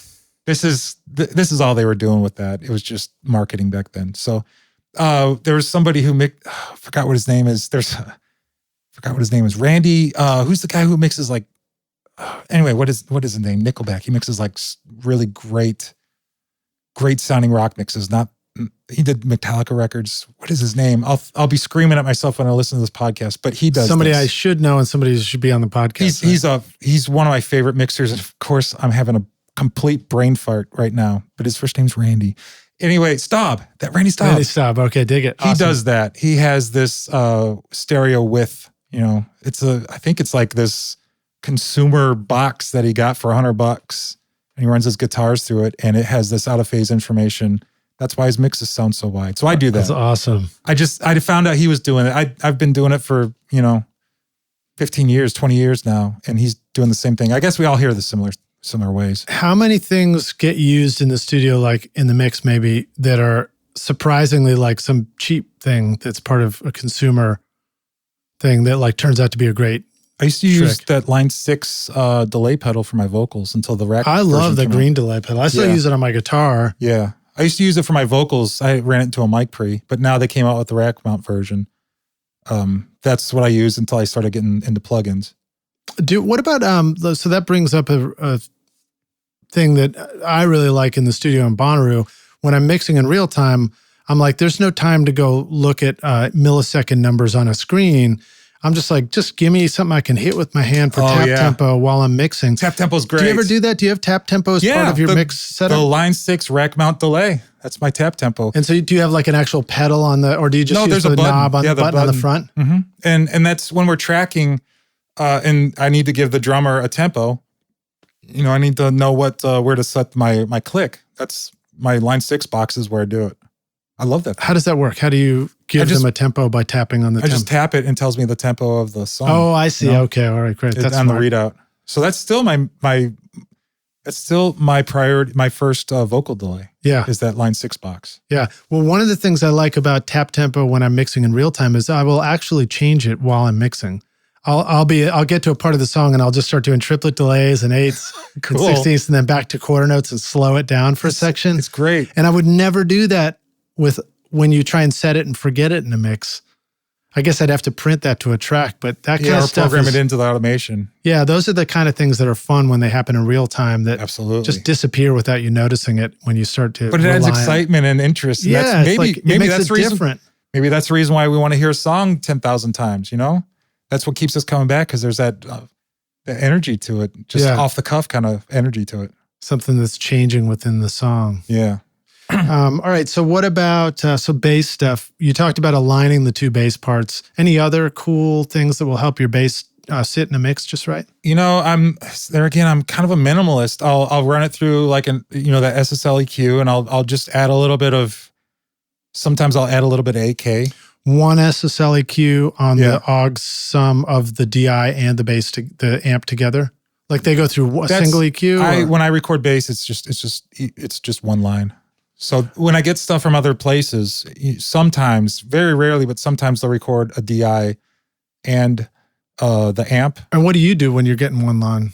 Then I'll sum it together through a bus, and then I'll have a bass submix fader on Pro Tools, and that goes out to my console. So you're taking a DI and a mic and summing it through the console on the way to Pro Tools? No, summing it in Pro Tools.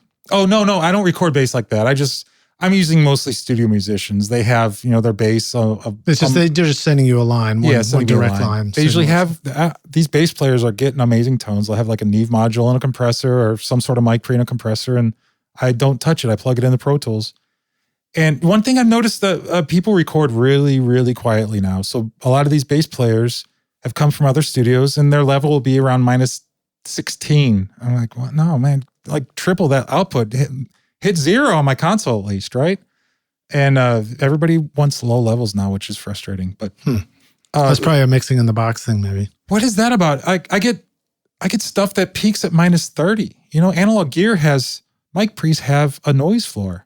If you're miking something and in Pro Tools you're hitting -30 on the digital meters, when you pull up that volume, you're just raising that analog level, that noise floor of that mic pre. Well, maybe the players that are sending you a lower output level are coming from a home studio where somebody's bringing... Wait, a home studio? Not in Nashville, though. But they're coming from a studio where they might have been going into a mic input and that was gained up a little bit or something. Maybe that's partly what it is. Yeah. So the bass player goes into a mic pre and then a compressor, and then they're going into another mic pre? Maybe. Okay. I mean, I'm just making that up. Sure. I make up all sorts of things.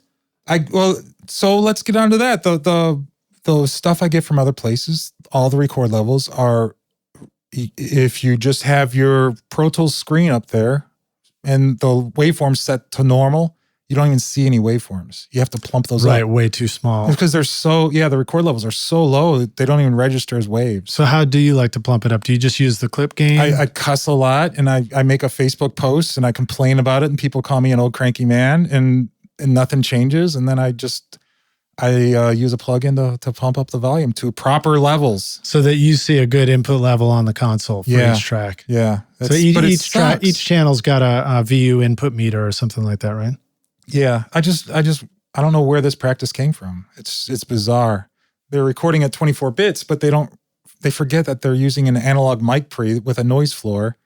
And if you pump it up 30 dB or 25 dB, that's just increasing the noise 25 dB. Well, I know that there is a line of thinking around, the home studio interfaces that says, be very, very careful about how hot you're recording in, because you're not seeing the transients going up, and maybe the analog circuitry in an interface can't handle the transients the way a pro stuff can. I don't know. I feel like I've heard that. Okay, before. give it 6 dB of headroom then. Fine. Give it 4 dB. Make it sound good. 4 dB that's a lot, that's almost a halving of noise, of sound, Get it up as hot as you can without it going over. Because that's where your mic pre is going to sound the best. Nice. It's just a point of frustration because people record vocals without compression. They're just going into an interface, so they're not recording with compression. Not realizing how much compression you're going to have to add to get it right. And every time that there's a silence or, a quiet part, you just hear, right. And what are you going to do? It's gated, man. Yeah. Then you isotope. So it sounds all. Yeah. Well, I use a lot of isotope on the podcast just because we're trying to make it sound like we were in a perfectly dead voiceover booth. Yeah. No, I won't take out the thumbs. Okay. I'll be there. Can you hear my coffee machine shutting off in the background? Is that your coffee machine? Time? Yeah. It sounds like. By the way, before we started this, Lid spilled something almost twice today. Twice I knocked my glass of water over on both interviews. I actually used my shirt to soak up some of the water off his laptop. Thanks, dude. Appreciate it, man. I'm here for you, man. Well, I guess it's my gear, so, but I wouldn't do that to anybody else's. Oh, I can see your mic thump on the screen. That's pretty cool. Yeah. Should I do a pattern? No, I won't do that. All right, let's talk about something else. So what about keyboards? What are some cool effects? How often are keyboards recorded in stereo? And that's useful. Yeah, all the keyboards are in stereo. We were using a lot of vintage sounds that are, Mellotrons or mono and stuff, but they're all stereo. And I pan those hard left and right. I'm a left, right, or center kind of guy. And I don't really do much to keyboards because it's a pre-recorded kind of sound. So sometimes I'll add some top end and I'll usually compress them, but I don't really add that much reverb or processing to them. I do recall that's one of the things I learned from you too, was that for vocals, you weren't reaching for the reverb, you were reaching more for the delay. Yeah, I can tuck the delay back there and add some space. Reverbs tends to push a vocal back in the mix, and that's the last thing I want to do. Because vocals are never loud enough. Just like cheese on pizza, you always want more vocal, apparently. It's so if it's a delay, I'm not pushing the vocal back in the mix quite as much, but I'm still adding space to it. Yeah. So. Let's talk about some useful vocal effects too. What should be in our back pocket as far as things to even just try this stuff on the vocals? I have a plate reverb that I love. I know not everybody has a plate reverb. I actually have 2 plates in my hallway there. What about pre-delay? Is that important? There again, I don't like it. It tends to make the mix kind of, or the vocals sit back a little bit. I'm just not a big reverb kind of guy. If I'm trying to drench something in reverb, my reverb levels are still pretty low. I listen to the stuff I did in the 90s, and it's... So you got a plate, but you don't use it? Or I use do. It for other things? It's on there, and it's a gorgeous sounding reverb, but there's stuff out there like the Little Labs plate that sounds amazing too. Yeah, I agree. I use it all the time. Yeah, I love that plugin. Exponential reverb makes them, the Nimbus and the R4 are both pretty cool for flipping around. Yeah, you don't need all this spaces. hardware anymore. You guys have access to everything we have access to. Yeah, you should sell all your Rev 4s so Jamie can get 5 more. Yeah, I'm the biggest effect I use on vocals is compression. I record with compression. I'll use 10 dB of compression recording it. On the verse, there's it's not, the needle's not hitting in the chorus. It's 10 dB. And then when I mix, I put I put 2 plugins on it and a de-esser. Does that count as a compressor? If it does, then I use 5 compressors.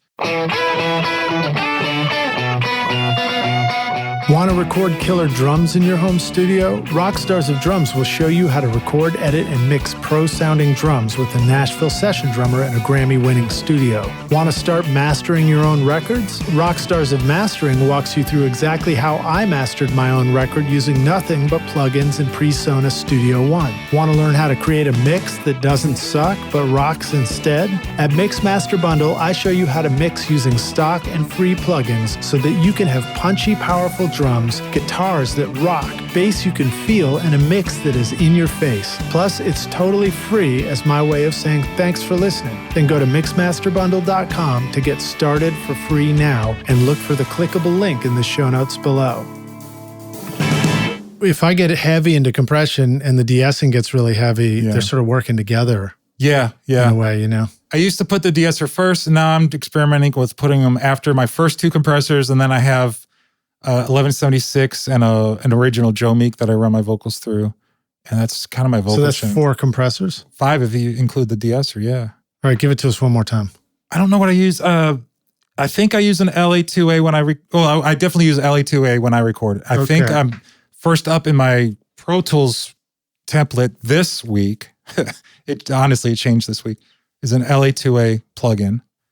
And I'm not tapping that. Do you have a favorite one? Is it like UAD or? I don't have the UAD. Which one is it? I don't want to tell you because people will make fun of me. It's it the sounds kind, good. Whatever it is. It's the kind that comes with Pro Tools. Awesome. And then I have another, whatever compressor I have up my skirt that week, that's kind of, making me happy. It changes. It ain't the gear, man. It's how you use it. And then I run it through an 1176, and then I run it through I have an original Joe Meek from back in 1996. Green like Kermit. Yeah, and it's it just puts the last bit of smoothing. Whatever, imbalances were left over from those other compressors, it just smooths it all out. And the only one I'm really hitting hard is the 1176, and I'm really banging that thing at 8 to 1. That's a physical 1176. That's a physical, in the rack limiter. 8 to 1, and it's, the needle's just kind of buried. And I just really love that DJ voice, vocal sound. Yeah. So, and now I do know that when I cram my 1176, I also love the way it sounds, but it brings up like insane amounts of noise in between. This is why we need good record levels. This is why. But even without it, it's just insane the way I use tube mics. I use a tube mic pre and a tube compressor going in, and I've never heard noise. Of course, I'm in a professional environment. But do you like clean in between the vocal phrases as well? I clean off mouth noises, but not breaths. Usually when I get stuff from other places, they've cleaned all the breaths, and I'll put them back. I love breaths. So you're not like removing the audio in between? Only if there's like a vocal phrases. The mouth cricket kind of sound. So no, I'm not.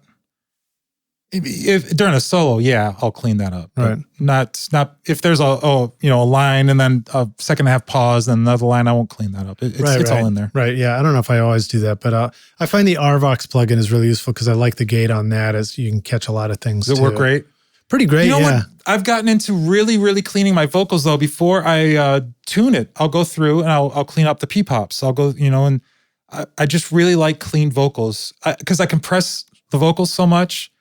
I need to clean off those P-pops. I'll run it through a high pass at like 150 hertz and just, find out where that P-pop is, highlight it, audio suite it, put crossfades because it'll tick, and then move on. And I'll just clean up all the vocals like that. I got one called P remover or something like that. Is there an automated thing? No, I just made one that's like, it's about 400 hertz. Oh yeah. High pass. And I'll just go across you can see the low frequency right where the beginning of the P is. See it.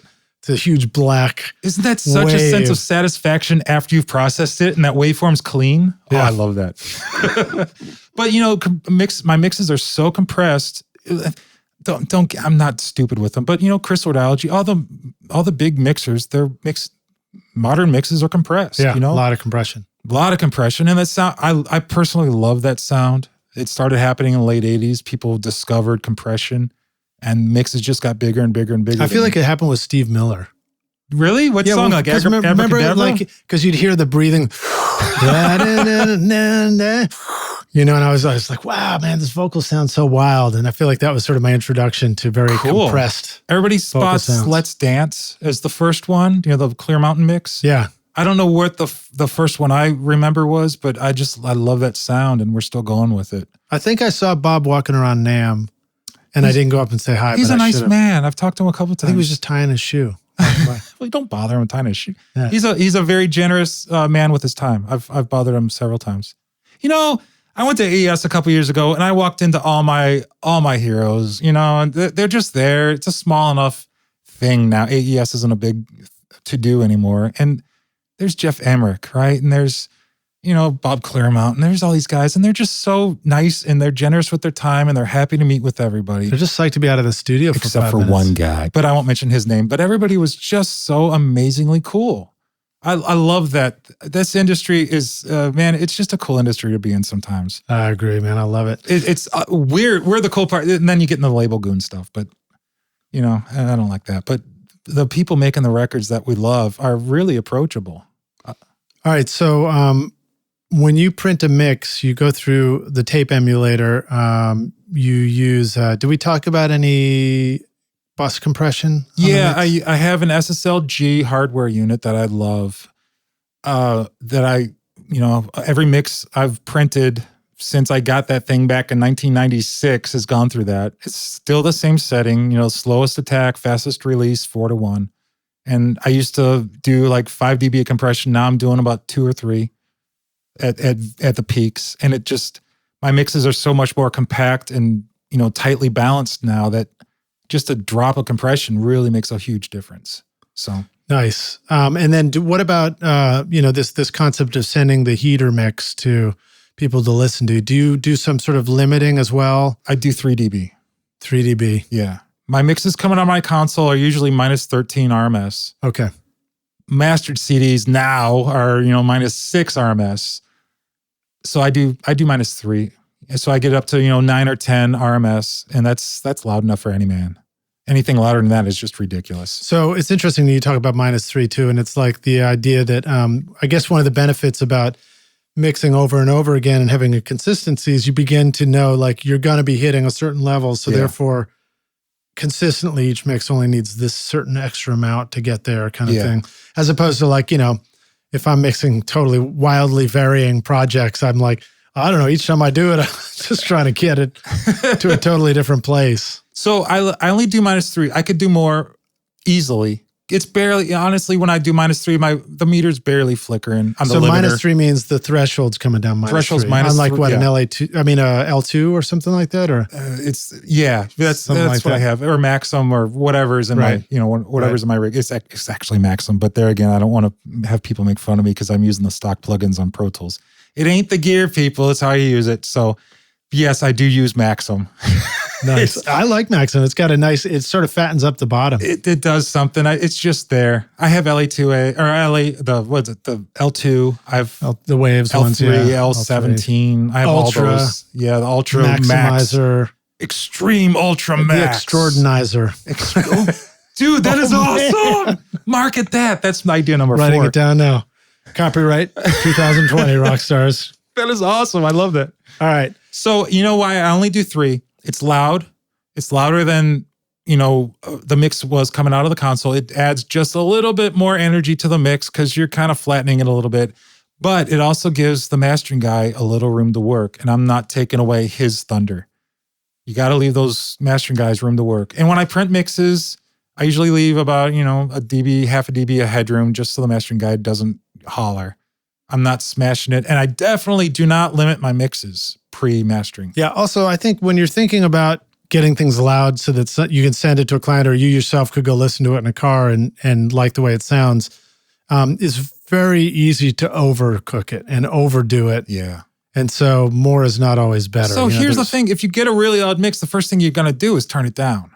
Whereas if you get a mix that's, quiet or normal, you're going to turn it up. Which would you rather have your mix turned down or turned up? And I've taken stuff that I've done out to the car and listened to it and realized that like a favorite record actually is lower level than what I just printed. A good reference, learn your RMS standards, so that way you can actually put it into technical terms and you know what ballpark you're playing. What does that mean, learn your RMS standards? So you know what, root mean squared is what RMS means. That's your overall level. It's your average level. So like I said, mixes coming on my console are hitting like minus 13. That's without limiting. That's with, a dB and a half, 2 dB of compression. Is that minus 13 from 0 full scale? It's in digital? Kind of. It's the average. If you had one average meter reading throughout your mix, that's where it would be. Yeah. So like pop albums now are hitting minus 6, minus 5, which is insanely loud. That's like the meter being stuck at 0 the entire song, right? That's complete white noise. So minus 9 it's loud. Minus 9 is loud, but that seems quiet now. It's reasonable. Minus 9 is probably a little bit too loud, but it's where we should stay. Minus 13 is nice. Just get a little meter plug-in that gives you RMS readings. Put it on the slow reading. You don't want to hear... You want to know the RMS value of every transient, put it on the slowest reading, and just, send the client something around minus 10. They'll be happy. Nice. All right. Still loud. I like that. And like I said, it still gives the mastering guy plenty of room to shine, to make it louder, because louder is always righter, right? So. Well, I know that some things sound better in my car if they're louder. Yeah, just rock so my mixes. Modern country records sound louder is better. And I think that has to do with simply like the circuitry and the stereo too. If I have to turn it up a lot, I'm really relying on the stereo too. Yeah, you're bringing up the noise, which is why we shouldn't record low. Oh man, I'm back on that again. There we are, back again. All right, dude. Well, let's wrap it up. This has been awesome. I'm so happy you asked me back. Dude, it's great to hang with you, man. I didn't have as many jokes as last time. I hope I was as entertaining. We're saving them up. We had 3 years to just save them all up. I've had so many people come up to me, consistently, steadily come up to me and say they've listened to this podcast with me on it. And I thank you, man. It's I'm thrilled that people listen to this podcast of yours, and I'm happy to be part of it. Well, it was a big thrill for me. Thank you, dude. This podcast is you, so it's you and all the other guests. We need to do a Lidge interview. Non-political, just about your style, because you just played me some stuff before we started. You played me a jazz record you did, and it honestly, it sounded really, really recorded amazing. Here? No, I didn't. No, it wasn't recorded here. It might have been played here, but it was recorded out in somewhere else. It was mixed here for sure. Yeah, it really did sound great. And I mean, it was a kind of a thrill for me to listen to it in the room where it was not mixed. But somebody needs to record you on interview you on your. Dude, hey, when we hang up, I'll play you some of my tracks. Yeah, you did. They sounded great. No, I'll play you some of my record. You're an artist? Yeah. Is this like Enormous Richard? Right now. I'm probably going to bring it to you to mix. Really? Well, I mean, you never know. I might. Come on. Is this Enormous Richard? No. It's my own music. Did I tell you that? Did these people know that? Oh yeah, tell that story again. So, I think maybe we did on the last one, but you can tell it. Oh, when Lidge and I went to college together, back when he was known as Elijah, and he was in all these bands, but he was in a band in St. Reed was known as F. Well, he still is in my book. All right, there you go. For other reasons. No, I'm just joking. You can cut that out. He was in a band in St. Louis called Enormous Richard. And spilt milk, warm milk on the front porch. Yeah, warm milk on the front porch. I remembered it 30 years later. That's amazing, dude. Good memory. And I found it in one of the used record stores up in Cleveland, where I'm from. And I brought it back to school after summer break, and I had Lidge sign it, and he signed it, and I still have it. It's on my shelf, and I love it. That's hilarious, dude. And I remember you didn't like it because you're like, the mix engineer discovered limiting amplifiers on that one. I remember you told me that. I don't know what it was. We recorded that on an 8-track cassette Tascam. Oh, right. Yeah, that's right. And actually I remember some of the process. So I'd go back from music school or from recording school back up to my band. And I was like, cool, we're going to mix this. We're going to mix this down right now. And we'd set up the singer's bedroom to be the control room, for mixing. And I was like, we're going to set up the speakers just so, and we really need to work on the reflections against the wall. So I had everybody break out old mattresses, and we hovered them above our heads to try and create a makeshift cloud for mixing a freaking 4-track record or whatever it was, totally absurd. But it was fun as shit to do that stuff. It's limited edition. I have one. When I'm gone, my kids will put it up on eBay for you. There you go. Thank you, dude. Yeah, I still have that. I saw that, and I was just flipped out that I saw it in Cleveland. It made its way all the way to Cleveland. You made me feel like a rock star. You still do, man. You are a rock star. Look at what you've built. You have this whole podcast thing. You have this whole Lidge Shaw Entertainment Enterprises going, Lidge Shaw Entertainment, working on the enterprises. But Well, we're still here, man. We're still rocking it. I'm proud of you. I'm proud. We're one of the, two of the very few people who came from MTSU who are still working in this industry. It's great. Yeah. Now, I'm really proud of our whole class of graduates. Yeah, too. Absolutely. It's been pretty cool. Out of a class of 550, I think there were like 3 of us working now. Really? Was it like 550 people in our class? Yeah, I think we're it. There you have it, Rockstars. There's some deep insights into our background. It's scary when you think about it. Wouldn't that, you would have crapped your pants if you'd known those, those numbers back then. All I knew is when we were in school, that's what I wanted to do. There was nothing stopping us. Yeah, well, I had absolutely. no intention of switching and doing something else. There was no other choice. This is what I was going to do. And there are 3 of us who thought that way, and look at us. We're still here. We were always in the studio together. We weren't smart enough to give up yet. And I still have. What's your 440 project? Oh, what was it? I know the answer. Cannibal. Yeah, I know the answer. I was asking was that you. it? Yeah. Oh, that's Cannibal, so Cannibal. You know what? I had it on a DAT, but my DAT player quit, so I need to come over and visit you and do some DAT transfers. I did. You let me do a digital copy of your DAT, so I have it. That's awesome. It might be on my laptop sitting right there. That's awesome. That's awesome. Dude, and you mic'd the guitar solo in a garbage can. I know all this shit. I took the guitar solo and I routed it from the guitar. I think I stereo mic'd the amp, routed it through the console, sent it on a headphone send to a pair of headphones, dropped them in the bottom of a cigarette ashtray trash can, and then stereo mic'd the top of that. And that was like how it still sounds cool. I don't know how it's possible. Awesome, dude. That's some great bonus content at the end of the podcast there. Let the Rockstars know where they can find you. Where do they go? How do they find you to come mix their next record, especially if they're paying clients? Booking at rukkusroom.com. Rukkus Room, RUKKUS. My manager, Dusty, mans the helm, and I show up every morning. He tells me what to do. Booking at rukkusroom.com. JamieTate.com, rukkusroom.com. And, and I'm always out there on internet worlds talking about record collecting or, whatever. Always going off about something. So awesome, dude. Thanks for being on the show with us again. Thanks. This is really encouraging for everyone. I love this. Yeah, man. I love doing it. And it's really fun. And I just keep learning cool. Yeah, you're doing a lot of good for a lot of people. There are, people that need to make music. And this is such a great resource for them. Yeah. So hopefully we'll be doing something fun. Like, why don't we do an in-person event with you? And come on. We did a mix seminar. Remember that? Yeah. Let's do another one. That was awesome. I've met so many friends on that mix seminar that we did. It's people I'm still in contact with. Yeah, me too. That was like 2 years ago. I'm telling you, this is such a cool community of recording here in town. I'm pretty sure Johnny Truesdale was there, and he's since been a guest on the podcast. Oh, no shit. That's awesome. Correct me if I'm wrong, Johnny. I wish I had a better mix to play, but that's all I had that day. All right, Rockstars, thanks so much for listening. We will see you guys in the next episode. Thanks for hanging in for the extra, whatever it was. I don't know how many minutes, but Jesus. Awesome. See ya. Thank you. Bye. See you, dude. Cheers, man. Thanks so much for listening to Recording Studio Rockstars. If you enjoyed the show and want to help make it better, then please share this episode with your friends on social media and leave a rating and review on iTunes to help the podcast reach more rock stars like yourself. You can click directly over to iTunes or go to rsrockstars.com/review for an easy explanation. And remember to hit the subscribe button to keep up with weekly episodes. And if you're ready to make your best record ever now, then head over to Recording Studio Rockstars Academy, where you can start with my free course at mixmasterbundle.com. And if you want more free content from Recording Studio Rockstars, all you have to do is go to rsrockstars.com/email. Again, that's rsrockstars.com/email to enter your name and email, and I'll keep you in the loop with articles, videos, podcast updates, and even free gear giveaways for your studio. Just look for the link in the show notes below. Thanks so much for listening, and thanks for being a rock star. I'm Lid Shaw, and this is Recording Studio Rockstars. Now, go make great music.